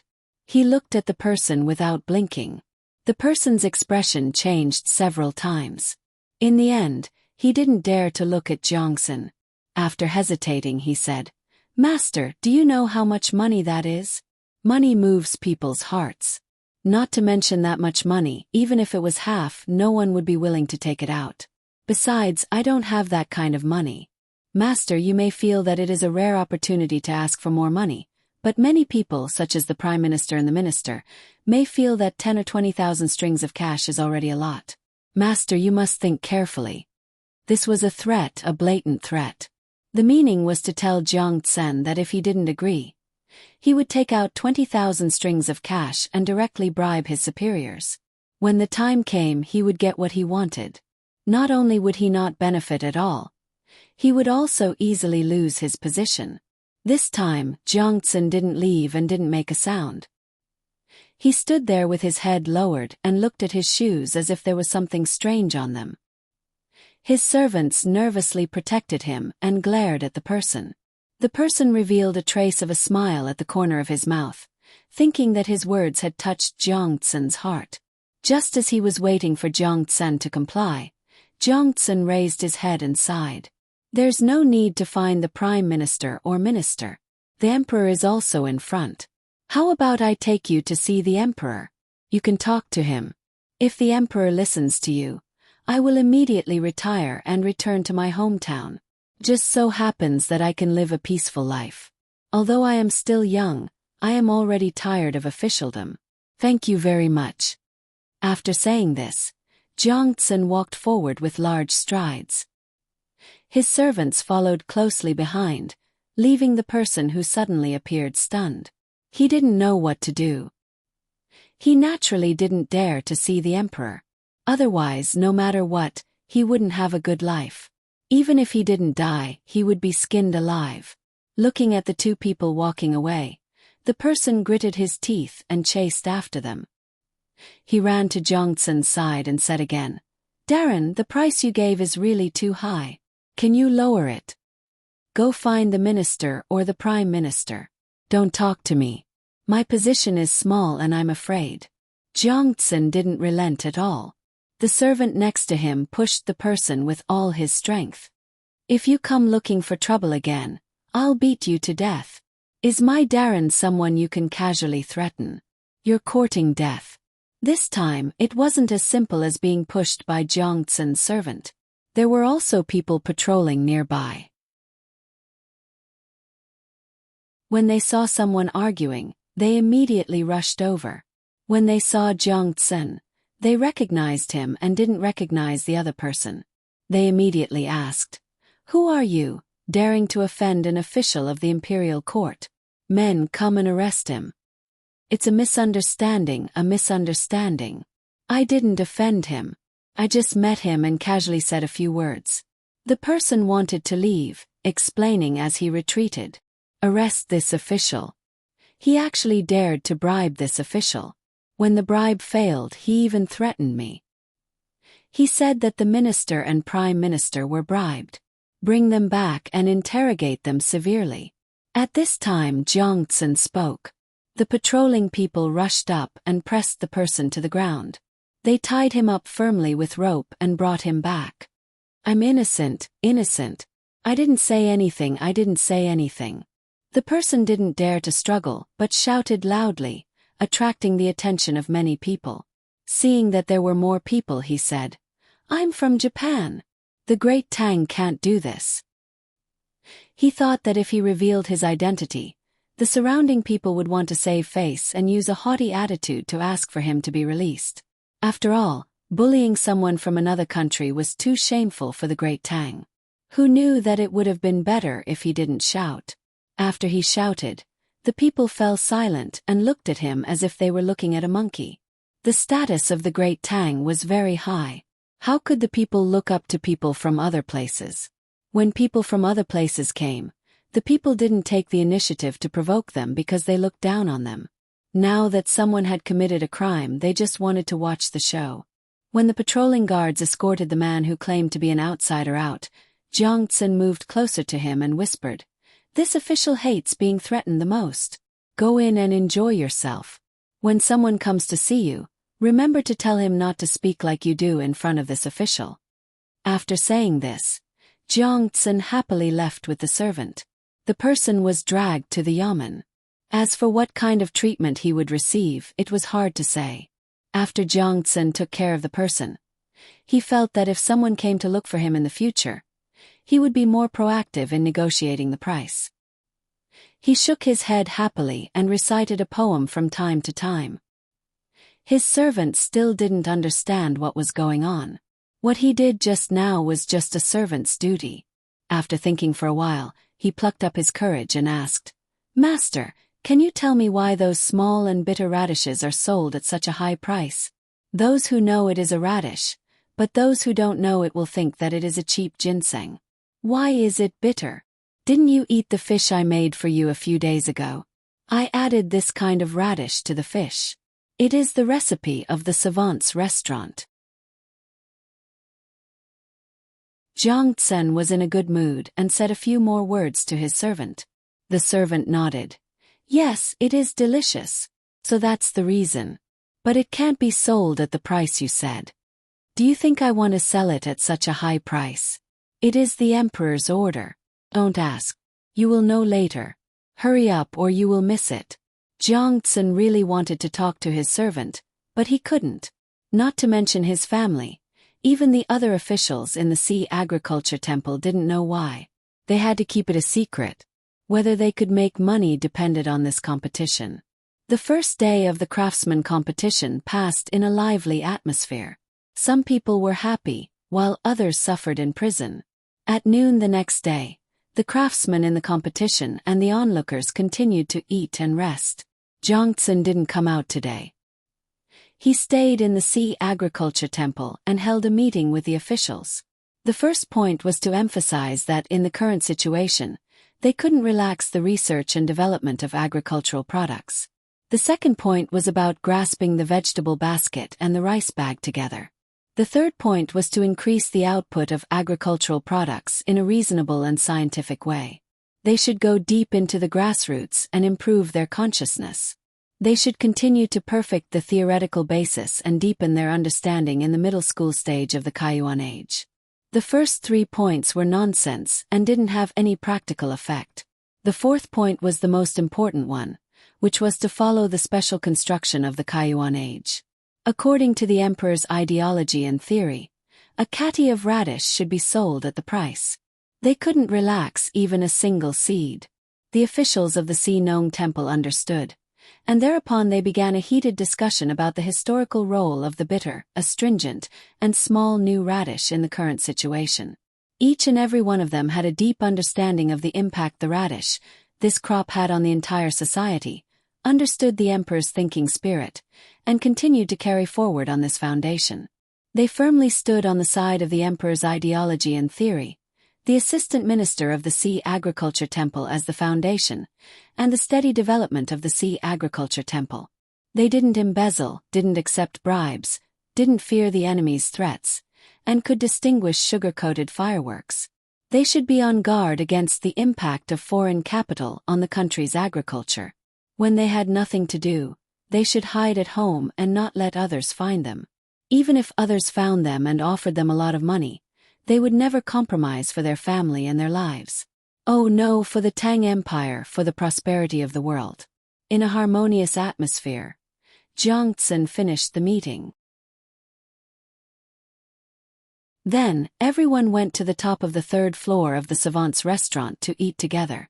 They ate very frugally. As long as they hadn't reached level 1, they would eat 4 dishes and 1 soup, according to the number of people. They didn't eat expensive venison, nor did they eat beef or mutton. They only ate cheap fish, the kind in the sea, abalone and shark fins. The soup was turtle soup.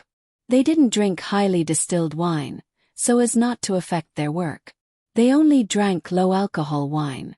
During the meal, the people in the Sea Agriculture Temple learned the importance of hard work and simplicity. They were very happy and their awareness was also improved. They took the wood ear and went home. No one mentioned the radish again. Everything was decided by the assistant minister. 3 days later, the craftsman's competition was still going on. The Japanese who stopped Jiang Tsun on the street that day was released in a trance. He met Yamamoto, who was supposed to deal with Zhang Xiaobao and Wang Wan in Bushin County. Yamamoto, can't you save us some trouble? This time we spent 2,000 strings of cash to save you. We didn't get the money for nothing. Yamamoto said to the person who was released in disappointment. Hey! What else could Yamamoto say? In fact, he didn't do anything, but he was arrested. The most important thing was that he didn't fulfill the instructions of others. Go back to Bushin County immediately and watch the others. Don't let them act rashly. Zhang Xiaobao and Wang Wan are not easy to deal with. Yamamoto was really unwilling to enter the capital. A few days ago he heard that the progress here was very bad, so he came by boat. He didn't expect that as soon as he arrived in the capital, the first news he received was that Yamamoto was arrested. After asking for the reason, he fiercely scolded Yamamoto in his heart. How could it be good to go against an official? What's more, he was not a small official. It was obvious that he was looking for trouble, and he even threatened him. Now, the threat was not successful and he even spent a lot of money. Hey! Yamamoto still answered very respectfully.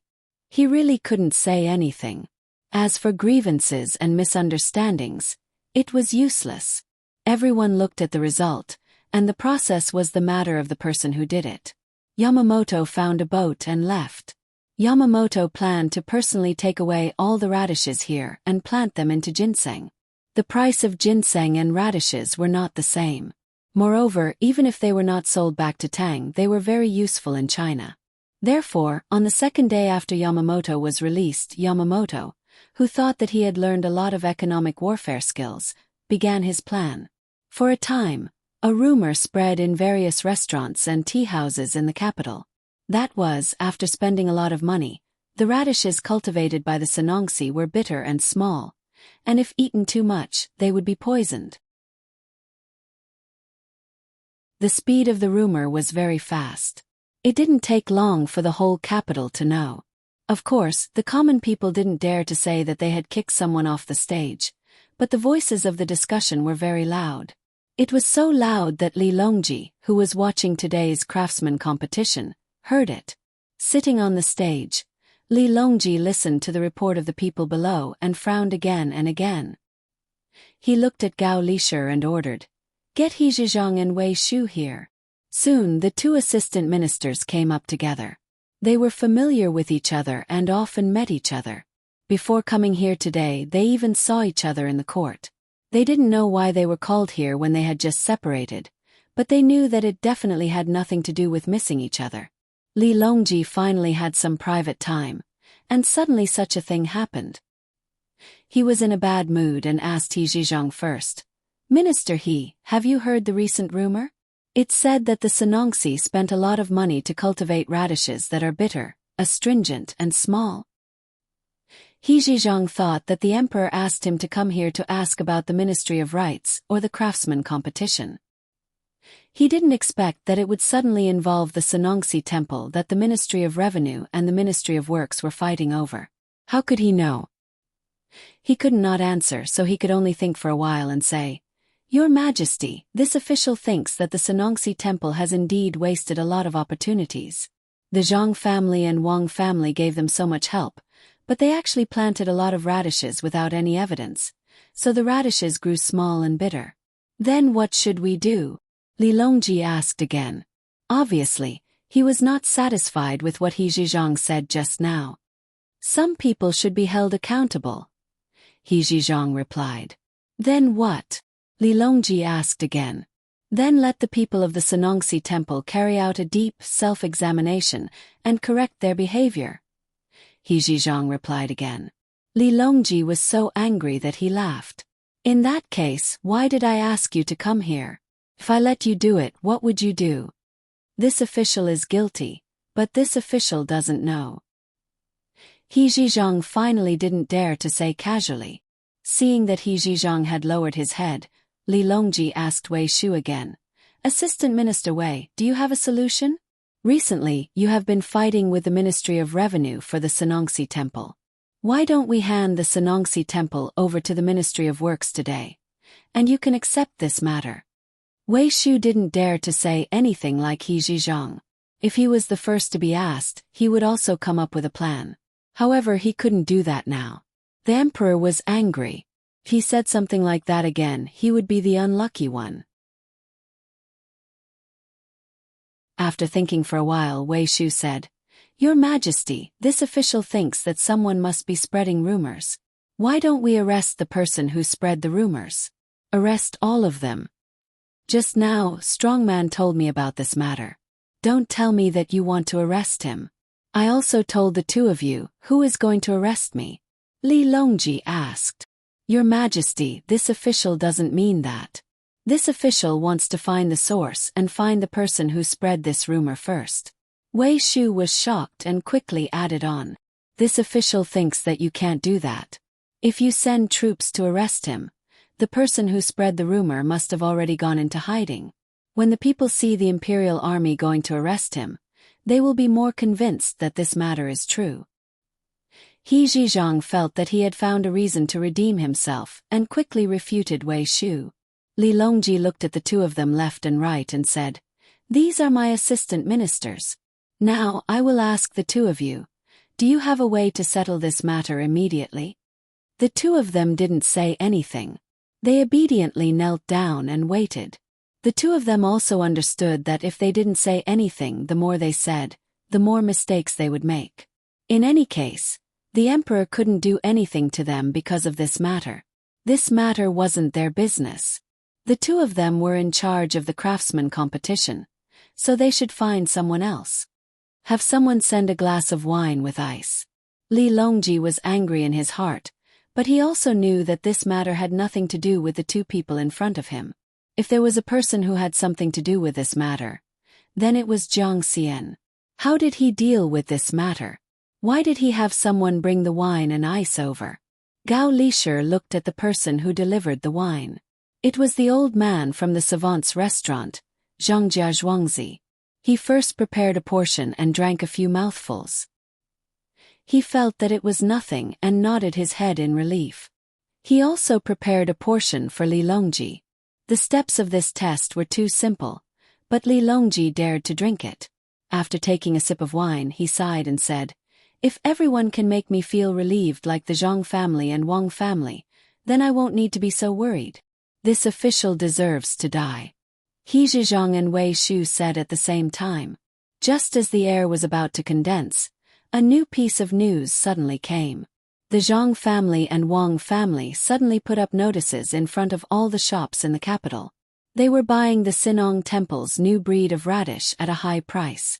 Even the seeds were included. It seemed like a very ordinary matter, but it immediately changed the minds of the people. Just a moment ago, they were still thinking that the Sinong Temple was wasting money. Now, they were immediately praising the Sinong Temple. The reason was very simple. The Zhang family and Wang family didn't make a move easily. Once they did, it meant that the radish was good. When he heard this news, Li Longji was stunned. He didn't know who took the lead. He ordered Gao Lishir, "Go and ask around. Who is the Zhang family's buyer?" Gao Lishir received the order and was about to go ask around. Before he could do anything, someone reported, "Song Jinggong from Sanshui County is here to deliver delicious food. Announce." As soon as Li Longji heard the name of the person who came, he knew what was going on. Song Jinggong was in charge of everything here. The Zhang family and Wang family didn't have the time to care about the details here. Since he was here, he must be the one who put up the notice. After he finished speaking, he asked Song Jinggong to come up. Li Longji sighed and said, "Everyone says that I am biased towards the Zhang family and Wang family. They say that I am unfair. But at the crucial moment they really do things well. When I asked you guys for a solution, you guys only know how to ask for forgiveness. They just casually dealt with it. If I am not biased towards them, do you think that I will be fair? Your Majesty, please calm down. The Zhang family and Wang family are just good at using people. They are a little more cautious. Actually, the officials here are not bad. How could Gao Lishir miss such a good opportunity?" As soon as he heard what the emperor said, he immediately tried to persuade him. It would have been better if he didn't try to persuade him. But once he did, Li Longji got even angrier. With so many people, the two assistant ministers couldn't think of a solution. There were also the other officials. He didn't believe that they wouldn't come up with a solution after hearing the news. They wouldn't even come to see him. They could really hide. They could hide from him now, but when the time came, would they be able to hide from the enemy as well? Song Jinggong didn't know what was going on with the higher-ups. He had indeed just rushed over. He also had some matters to attend to at Sanshui County, so he delegated the tasks to others and asked them to help him out. He just came here to check on the situation of the competition. But as soon as he arrived in the capital, he heard such rumors. If it were anyone else, they might not be able to do anything. But the person in charge of Savant's restaurant was already writing a notice. The better people in the other shops also immediately sent people to spread the word about the competition. Everyone was working hard. He immediately gave an order to post the notice and use the reputation of the Zhang family and Wang family to salvage the situation. Bringing along a few snacks from Sanshui County, he came to the viewing platform. Although he was only a high scholar, no one dared to treat him as an ordinary high scholar. What kind of high scholar would be able to hold down the fort for the Zhang family and Wang family? He wasn't in charge of anything else but the two Zhuangzi counties in Sanshui County. He was in charge of a hospital and a medical school, as well as 2 docks, as well as matters in the capital. If these were considered normal, then there was nothing abnormal in this world. Song Jinggong went up to the highest point of the viewing platform under the friendly gazes of others. When he saw the emperor, he bowed and said, "This commoner pays his respects to your majesty. This commoner has come from Sanshui County and brought some food along with me. Your majesty, please have a taste." "Yes, dispense with the formalities. Why don't I bestow you an official position?" Li Longji was very happy when he saw Song Jinggong. Song Jinggong was in charge of a lot of things, and he even represented the Zhang family and Wang family's words and actions here. Song Jinggong didn't know what was wrong with the emperor. Why was the emperor talking about giving him an official position the moment they met? Last time, the emperor also said that he would give him an official position, but in the end, the official position was too small, and he didn't want it. Then what official position was he going to give him today? No, what official was he going to give him? He had to ask the young master if he wanted to be an official. If the young master agreed, then he would be an official.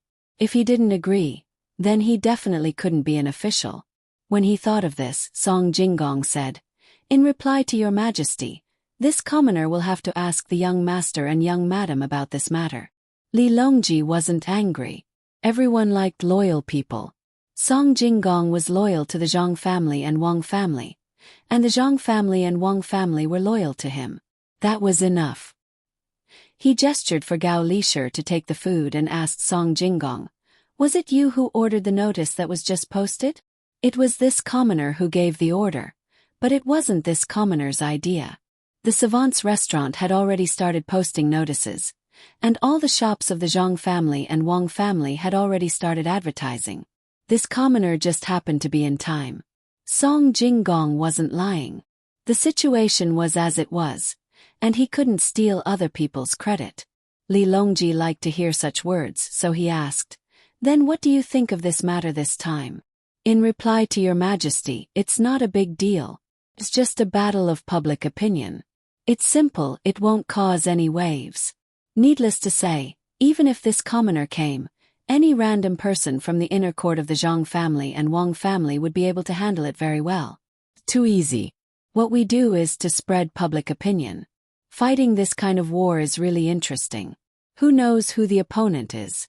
As Song Jinggong spoke, he was about to laugh out loud. If the Zhang family and Wang family were good in other aspects, then this kind of propaganda was the best.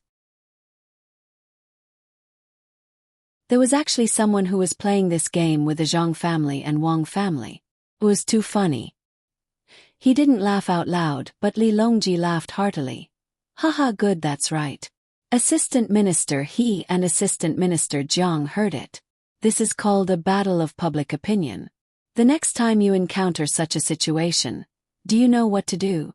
"Your Majesty, I understand." He Zhang thought about it and figured out the key point. He spoke first and then continued, "I will speak in the name of the Ministry of Rights first, and then find other people to help. In this way, the other side's rumors will be dispelled." Wei Shu also didn't want to fall behind, so he said, "I also understand. This matter is just nonsense from the person who spread the rumors. I will find all the restaurants in the capital to let people taste the radish." Nonsense. No, this matter is true. The Sanongxi Temple's research failed and lost a lot of money. This is true, but what I want to say is not true or false, but that there is a problem. Don't always shirk the responsibility, but how to solve the problem. This is what I want. Li Longji admitted to the matter of the Sanongxi Temple, but he didn't intend to hold anyone accountable. He said this to the two people who were still kneeling in front of him. He then looked at Song Jinggong and asked, "What if the Zhang family and Wang family did something wrong?" "Your Majesty, if something happens to our family, then the person who is responsible for this matter will take responsibility. However, taking responsibility doesn't necessarily mean that they will be punished. If they can figure out the reason and solve the problem, then they won't be punished. If they can't solve the problem, then they need to report it. The higher-ups will evaluate the degree of loss and their own ability. Whether or not they can't do it in the end, they won't chase them out. They will just let them continue to study. The higher-ups will take over their responsibility and solve the problem. For example, if this commoner doesn't command well, the main family will come to question me. This commoner needs to give an explanation. What should be done is done, and there is no need to hide it. It is impossible to lie. This commoner has good luck and hasn't made any big mistakes, so the main family doesn't care. This commoner will report the small mistakes I make every time to the main family. The main family will send a letter to this commoner and tell this commoner how to solve such a problem in the future. The main family said that the person who is responsible needs to be summed up after the incident. The main thing is how to solve the problem. The person who can solve the problem is the real talent. Therefore, this commoner is used to taking the initiative to solve problems instead of shirking the responsibility. The main family that Song Jinggong was talking about was actually Zhang Xiaobao and Wang Wan. After hearing Song Jinggong's words, Li Longji thought for a while and then asked, "If the person sent out has a problem, who will take more responsibility? We can't just let it go, right? The person who will take the most responsibility is not the person sent out, but the people in the organization department and the supervision department. The person is chosen by the organization department, and the supervision department is responsible for supervision. If the person is chosen well, then there won't be a problem. If the person is supervised well, then there won't be a problem." Song Jinggong thought for a while and replied. This time Li Longji had nothing to say. The appointment of an official, such as assistant minister, had to be approved by him. If he didn't agree, then no one could expect to be appointed. According to Song Jinggong's words, if the investigation was carried out, he would also take a lot of responsibility. "The two of you can get up. Go ask Zhang Shua, the people from the Ministry of Personnel, and the censorate," Li Longji said to He Zhizhang and He Zhizhang. He wouldn't admit that he was wrong. Since there were other people who could take responsibility, then he would find trouble with them. Especially the censorate. They were from the supervision department, so why didn't they look after them? There was also the Ministry of Personnel. They were in charge of officials. Even Zhang Shu couldn't escape. He Zhizhang and He Zhizhang were very grateful to Song Jinggong. It was because of his arrival that the two of them could stand up and didn't have to worry about being punished. In fact, it had nothing to do with them. If they really wanted to take responsibility, Song Jinggong didn't say that the real person in charge wasn't the two places he mentioned, but the intelligence department. What did the intelligence department care about when there was a public opinion attack? The hope was that they would know in advance when others were scheming and make corresponding countermeasures. Once something happened, it would be the fault of the intelligence department. However, he couldn't say such things. The Zhang Shua and Wang families didn't have an intelligence department on the surface, so they were just doing business. He Zhizhang and He Zhizhang were fine now, so Li Longji was relieved. He ate the few snacks that Song Jinggong had sent over, and they tasted pretty good. He told Song Jinggong to go back and ask if he could be an official. However, some people felt uncomfortable. Yamamoto had just created public opinion, and before he could make use of this public opinion, it was suddenly gone. Who could he reason with? At this moment, he realized that the capital was too complicated, and it was not easy to do something. After thinking about it, he could only think of a way to find Jiangxin. Jiangxin was even happier now. This morning, she was almost unable to raise her head after being criticized by others. What she didn't expect was that the situation would change so quickly. In the afternoon, the situation changed, and no one said anything bad about the Si Nongxi anymore. She was bored in the office. When she was thinking about going out for a walk, someone came to report that there was someone outside who wanted to see her. The first person Jiang Tsun thought of was the person who was going to buy carrots. She didn't know what method the other party used to go directly to the Si Nongxi. This was not a place that just anyone could enter. No, I have to mention to His Majesty that the Si Nongxi is an important place. Not just anyone can enter through connections. Jiang Tsun muttered and said to the person who reported, "Let him in. Everyone else, do your own thing and don't worry about anything else." Even if she didn't say it, others didn't want to get involved. Everyone understood that the things that happened in this situation couldn't be handled by ordinary people. It couldn't be better if someone took the lead. Yamamoto walked in quickly. He came in quickly and walked very slowly. He wanted to take a good look at the Si Nongxi. Of course, it was not because he wanted to find more secrets from this corridor. He just wanted to see more. It was because he had spent too much money. Just to come in, he had spent 500 strings of coins. If he didn't take a good look, it would be a waste of money. How much could a tour cost?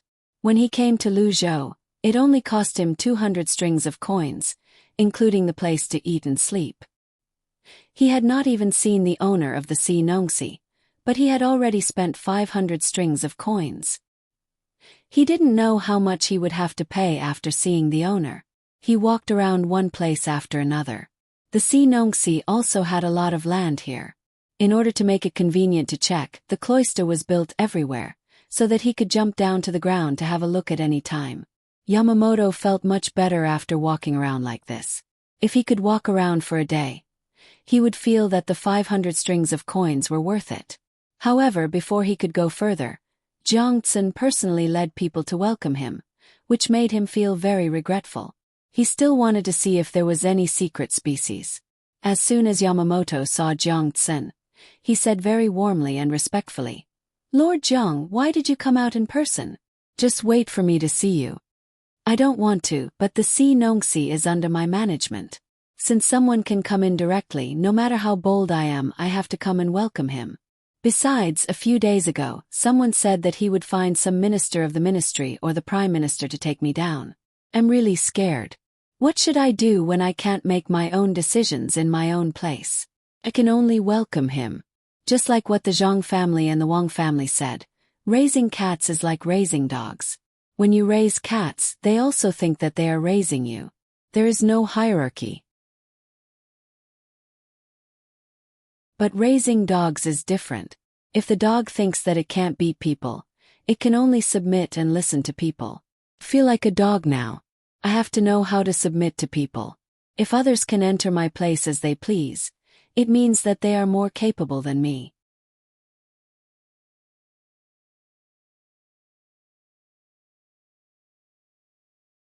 Chapter 700. Hearing Jiangtsen's words, Yamamoto knew that the other party was definitely not showing weakness, but another kind of strong performance.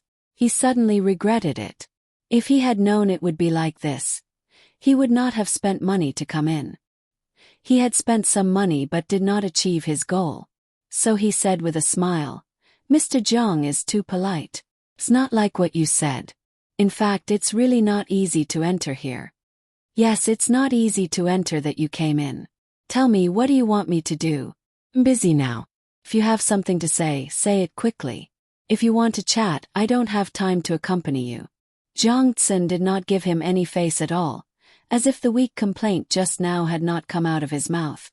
The surrounding officials, whether they came out to watch the fun or just happened to pass by, were very sensible to avoid it. No one dared to come near to cause trouble at this time. Yamamoto did not expect the other party to be so tough. He had learned a lot from Yamamoto, but he never expected that this guy named Jiangtsen would be so stubborn. Even if he came to find him, he had no intention of compromising at all. Thinking of this, Yamamoto decided to change his approach. Since his peace could not make the other party calm down, he could only change his attitude to be neither servile nor overbearing. Threats would not work. That would be like Yamamoto, who was unlucky to be dealt with. So Yamamoto put away the smile on his face and said to Jiangtsen, "I know you have been having a hard time recently. There are problems with the radish seeds, so I came to help you. I'm willing to pay a high price to buy your radishes and seeds, higher than others." The others he was talking about were the Zhang family and the Wang family. He thought that such an attitude could move the other party, because such an attitude was very useful in China. However, the result disappointed him. This was the Tang Empire. The officials of the Tang Empire usually did not express hostility and kindness so obviously, unlike the Japanese, who were either respectful or bullied. No one in the Tang Empire dared to say that they knew the human nature of the people of the Tang Empire, let alone him. Jiangtsen was like this now. When Yamamoto changed his attitude, he also changed his attitude. His eyes became blank, as if he did not know what the other party was talking about. After a while, he imitated Zhang Xiaobao and Wang Wan's way of speaking and said to Yamamoto, "I didn't know you were coming. Sorry for not coming out to meet you. You must be the Japanese with the person who offended me last time, right? Well, the Tang Empire likes to make friends with other countries very much. In the spirit of internationalism, I am willing to talk with you on the same level." "What did you just say?" "I said your radishes are not good, so we are willing to take them." Yamamoto really wanted to ask them if they were idiots. Did they understand what he said just now? What? Where are the radishes not grown well? Jiangtsen was still at a loss. "It's the radish from your Senongsi temple. Did the experiment this year fail? Are you guys in a hurry? Yamamoto had to be more direct. He was really afraid that the other party was really stupid and did not know what he was talking about. After thinking for a while, Jiang said, "We haven't learned from the relevant departments about what you asked. If necessary, we will try our best to learn it within 24 hours. As for your second question, we, the Sanongsi Temple, have always adhered to the principle that we should be patient and careful in the process of farming. We can't do things in a hurry. Therefore, there is nothing urgent, as you said." After Jiang finished speaking, he was in a very good mood. Xiaobao and Cuckoo were really good. They could say such profound words. Well, he would learn to say it in the future. Yamamoto was dumbfounded. What a mess. Was he talking about this question?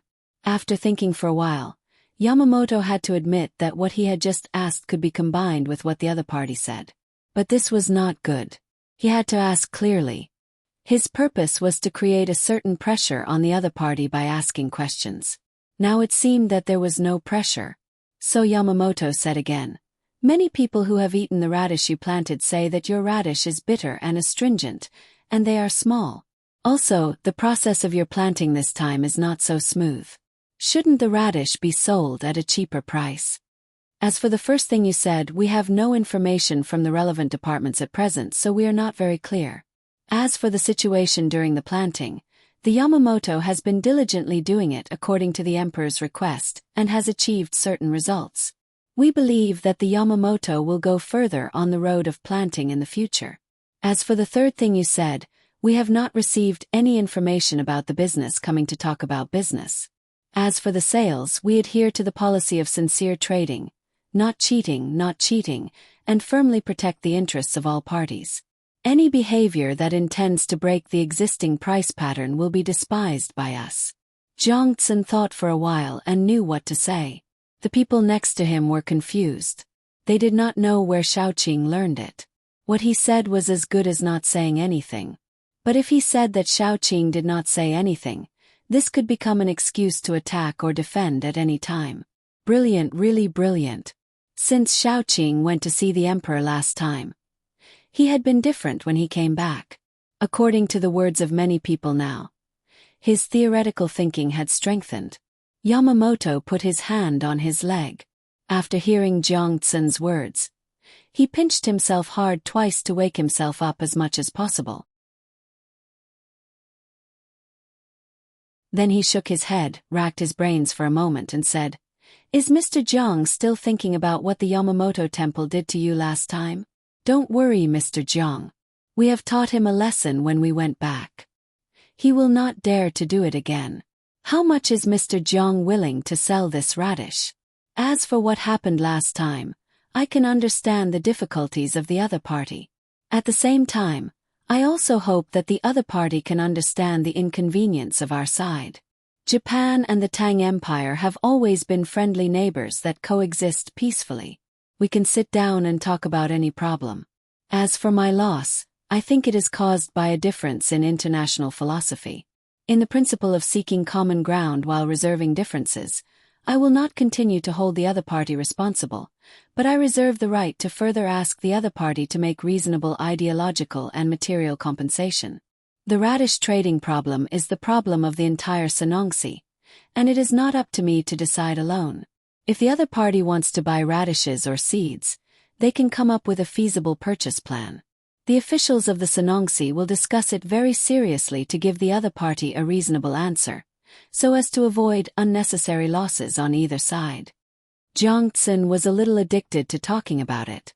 If it were someone other than Zhang Xiaobao and Wang Wan who heard it, they would definitely be dumbfounded. But this was the correct diplomatic language. Zhang Xiaobao and Wang Wan were very proficient in it. If they heard it, they would definitely understand that the price paid was not enough. So the Sanongsi was playing Tai Chi, of course. If someone foolishly tried to show his trump card, he would definitely hear such words. Listening to the diplomatic language was not about the content, but an ambiguous attitude. If you wanted the other party to express their attitude as much as possible, you had to use strength to speak. The most terrible thing was that if you clearly showed your strength, as long as you did not occupy it by force, The other party would still not express their attitude clearly. It was very disgusting. This was the characteristic of China. Even when fighting a war, if you asked him what he meant, he could still give you such diplomatic language.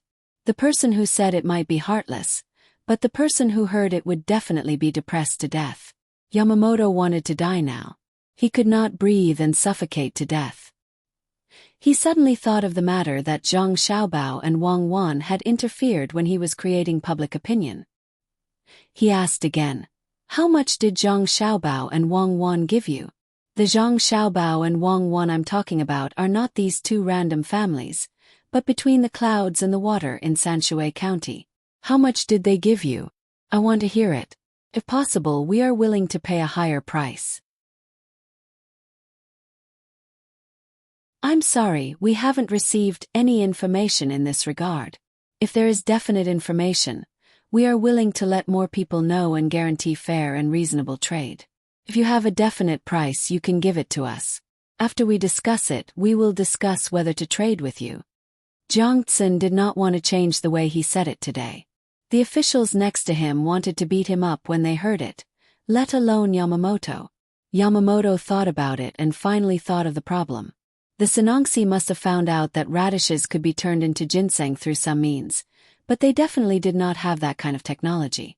Otherwise, they would have started to grow ginseng instead of still wanting to sell radishes and raising the price. Who leaked the secret? Was it Zhang Xiaobao and Wang Wan, or his own people?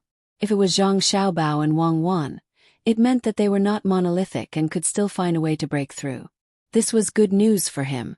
In the future, he could come up with more technologies. If it was his own side, who was it?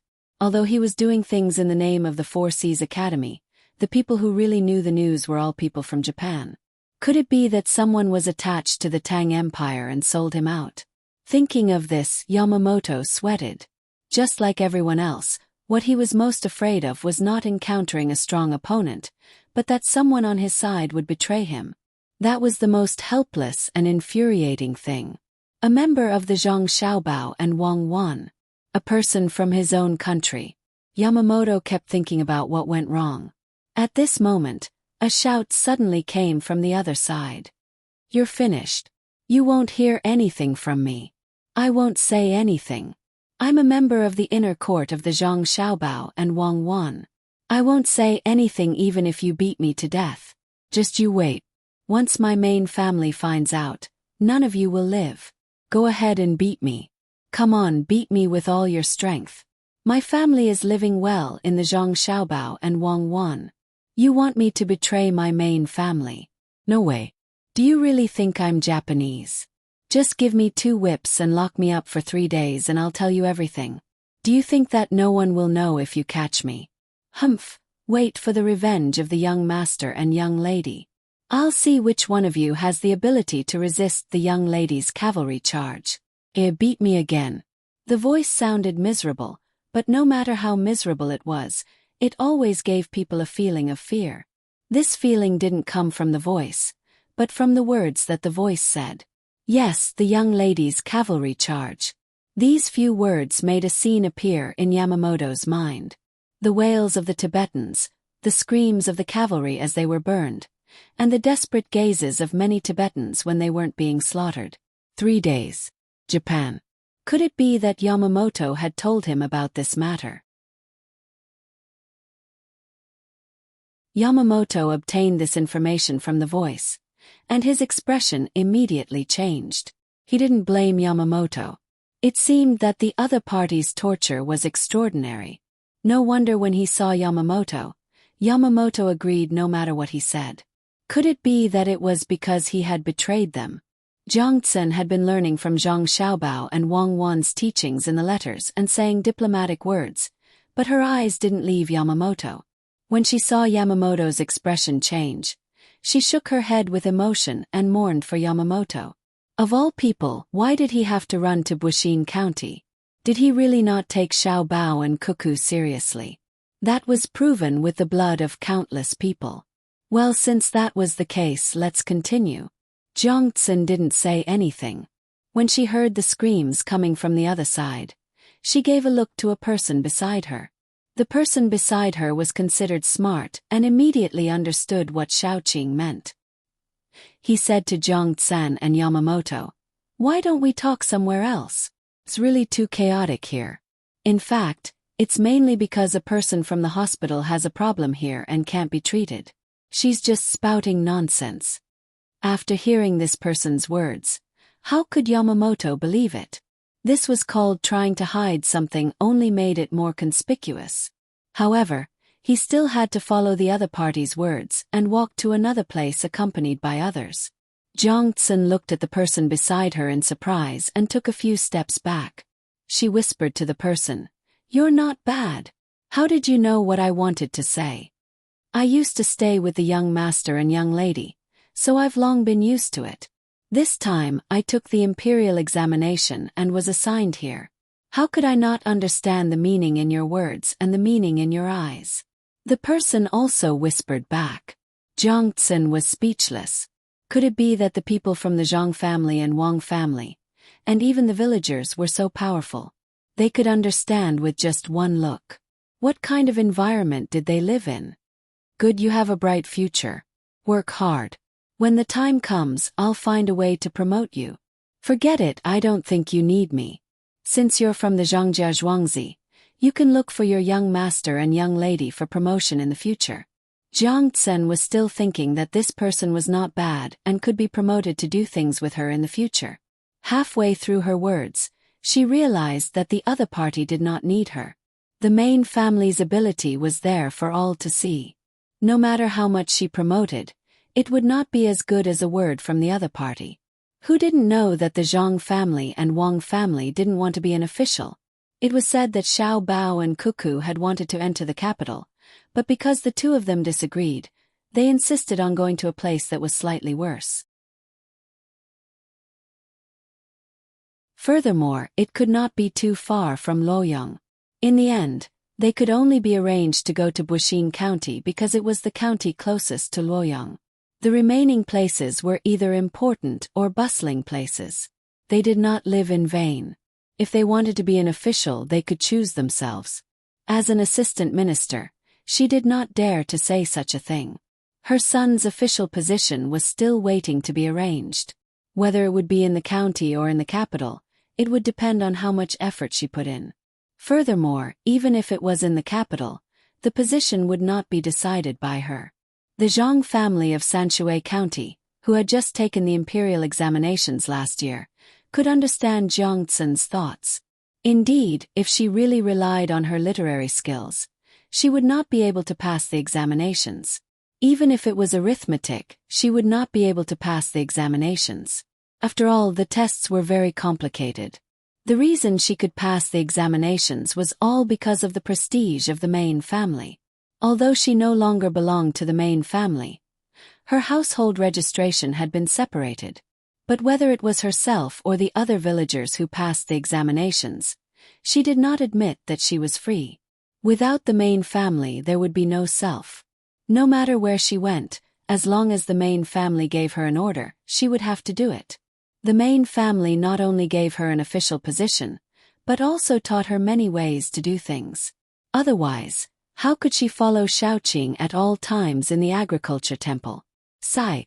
The Japanese, of all places, why did they have to go to the county where the young master and the young lady lived first?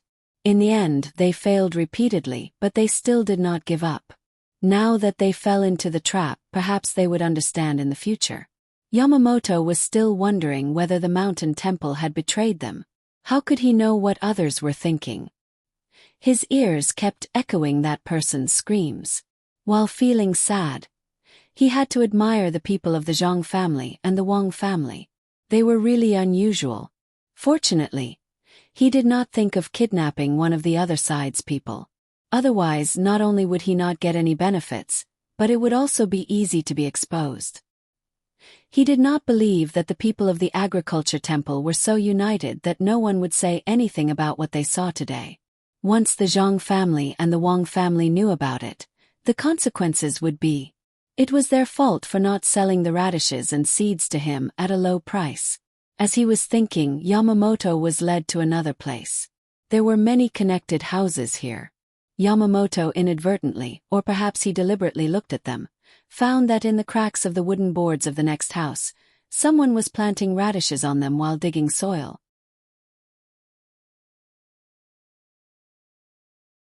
Yamamoto immediately knew that the agriculture temple had gotten the news, but the news was not confirmed, so they had to figure it out by themselves.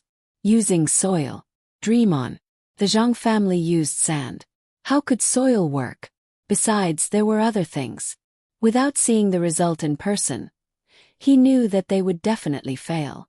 Thinking like this, Yamamoto felt a little better. As long as the agriculture temple did not figure it out by themselves, he still had hope. As soon as he saw the house arranged for him, he said to Jiangtsen, "Mr. Jiang, now I want to raise the price to buy the radishes.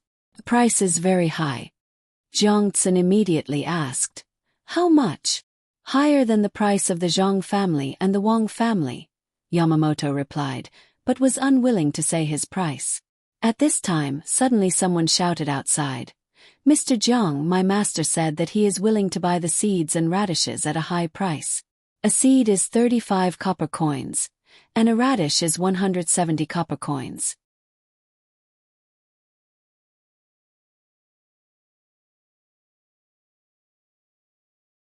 Chapter 701. While the people with the heaven seed were busy with the spring plowing, a large group of people came out of Pengzhou Pass. The horses that pulled the carriages were slightly weaker than the military horses.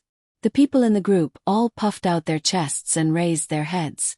The people sitting in the carriages pulled up the curtains and talked to each other. From time to time there would be carefree laughter coming out from the group. If someone who had just arrived at Pengzhou Pass saw this, they would be very curious. Looking at the clothes of the people in the group, they knew that they were from Great Tang. After entering the territory of Tubo, only a small portion of people had weapons on them. The others did not seem to be vigilant at all. The most appropriate description was that the people of Great Tang came out to travel. Perhaps they could even find wild beasts to hunt. This was because there were women singing and music coming out from the carriages. If one listened carefully, there was a desolate huqin and a whimpering hujia. After leaving Pengzhou, the group continued to move forward. When it was almost night time, they set up camp near the carriages. Bonfires were lit and everyone gathered around the bonfires to eat, drink, sing and dance. The commotion was not small. Suddenly, some Great Tang riders were attracted by the noise. They used the light of the bonfires to look at the flag in the group that was deliberately raised. They turned their horses around and did not stop at all. On the flag, there was a rice seedling that was pulling the carriage forward. It looked very interesting and funny. But it was this flag that, as long as someone raised it, they would be able to safely move along the road to the desert on the east side of the Ruoshui River. Even if many Tubo soldiers wanted to bully the people of their own country, they would not dare to have any ideas about this group. It was easy to kill this group of merchants, but they would not be able to face the anger of the people behind the flag. The merchants around the bonfires did not care about the Tubo riders that passed by. They sang and danced as they wished without any fear. Listening to Huqin's voice and watching the dancers' skirts fluttering in the wind, there were two people sitting next to each other, eating meat and drinking wine while talking about their own topics.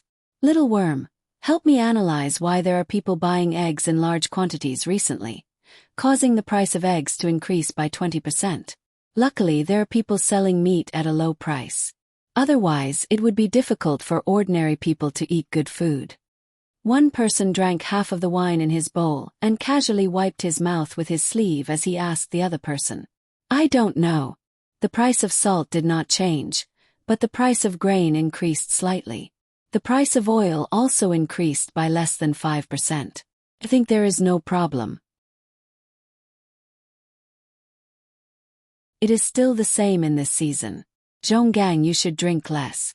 If you drink too much, it will be troublesome." Little Worm's alcohol tolerance was not high, so he only took a sip. Could it be an economic war?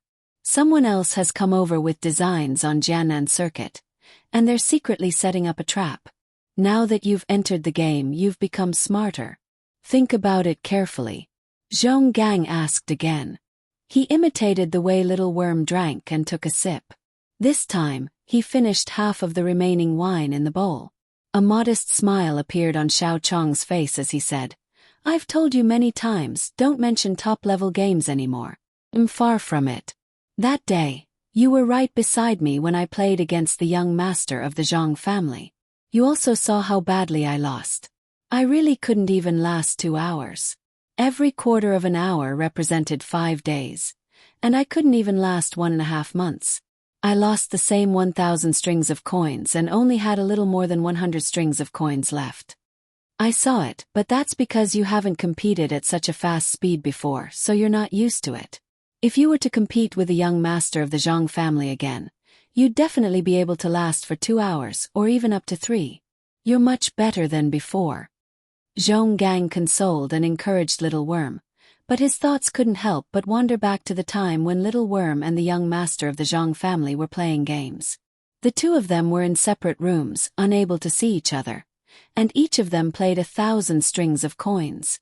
The terrain Little Worm had chosen was none other than Pengzhou, a place he was most familiar with.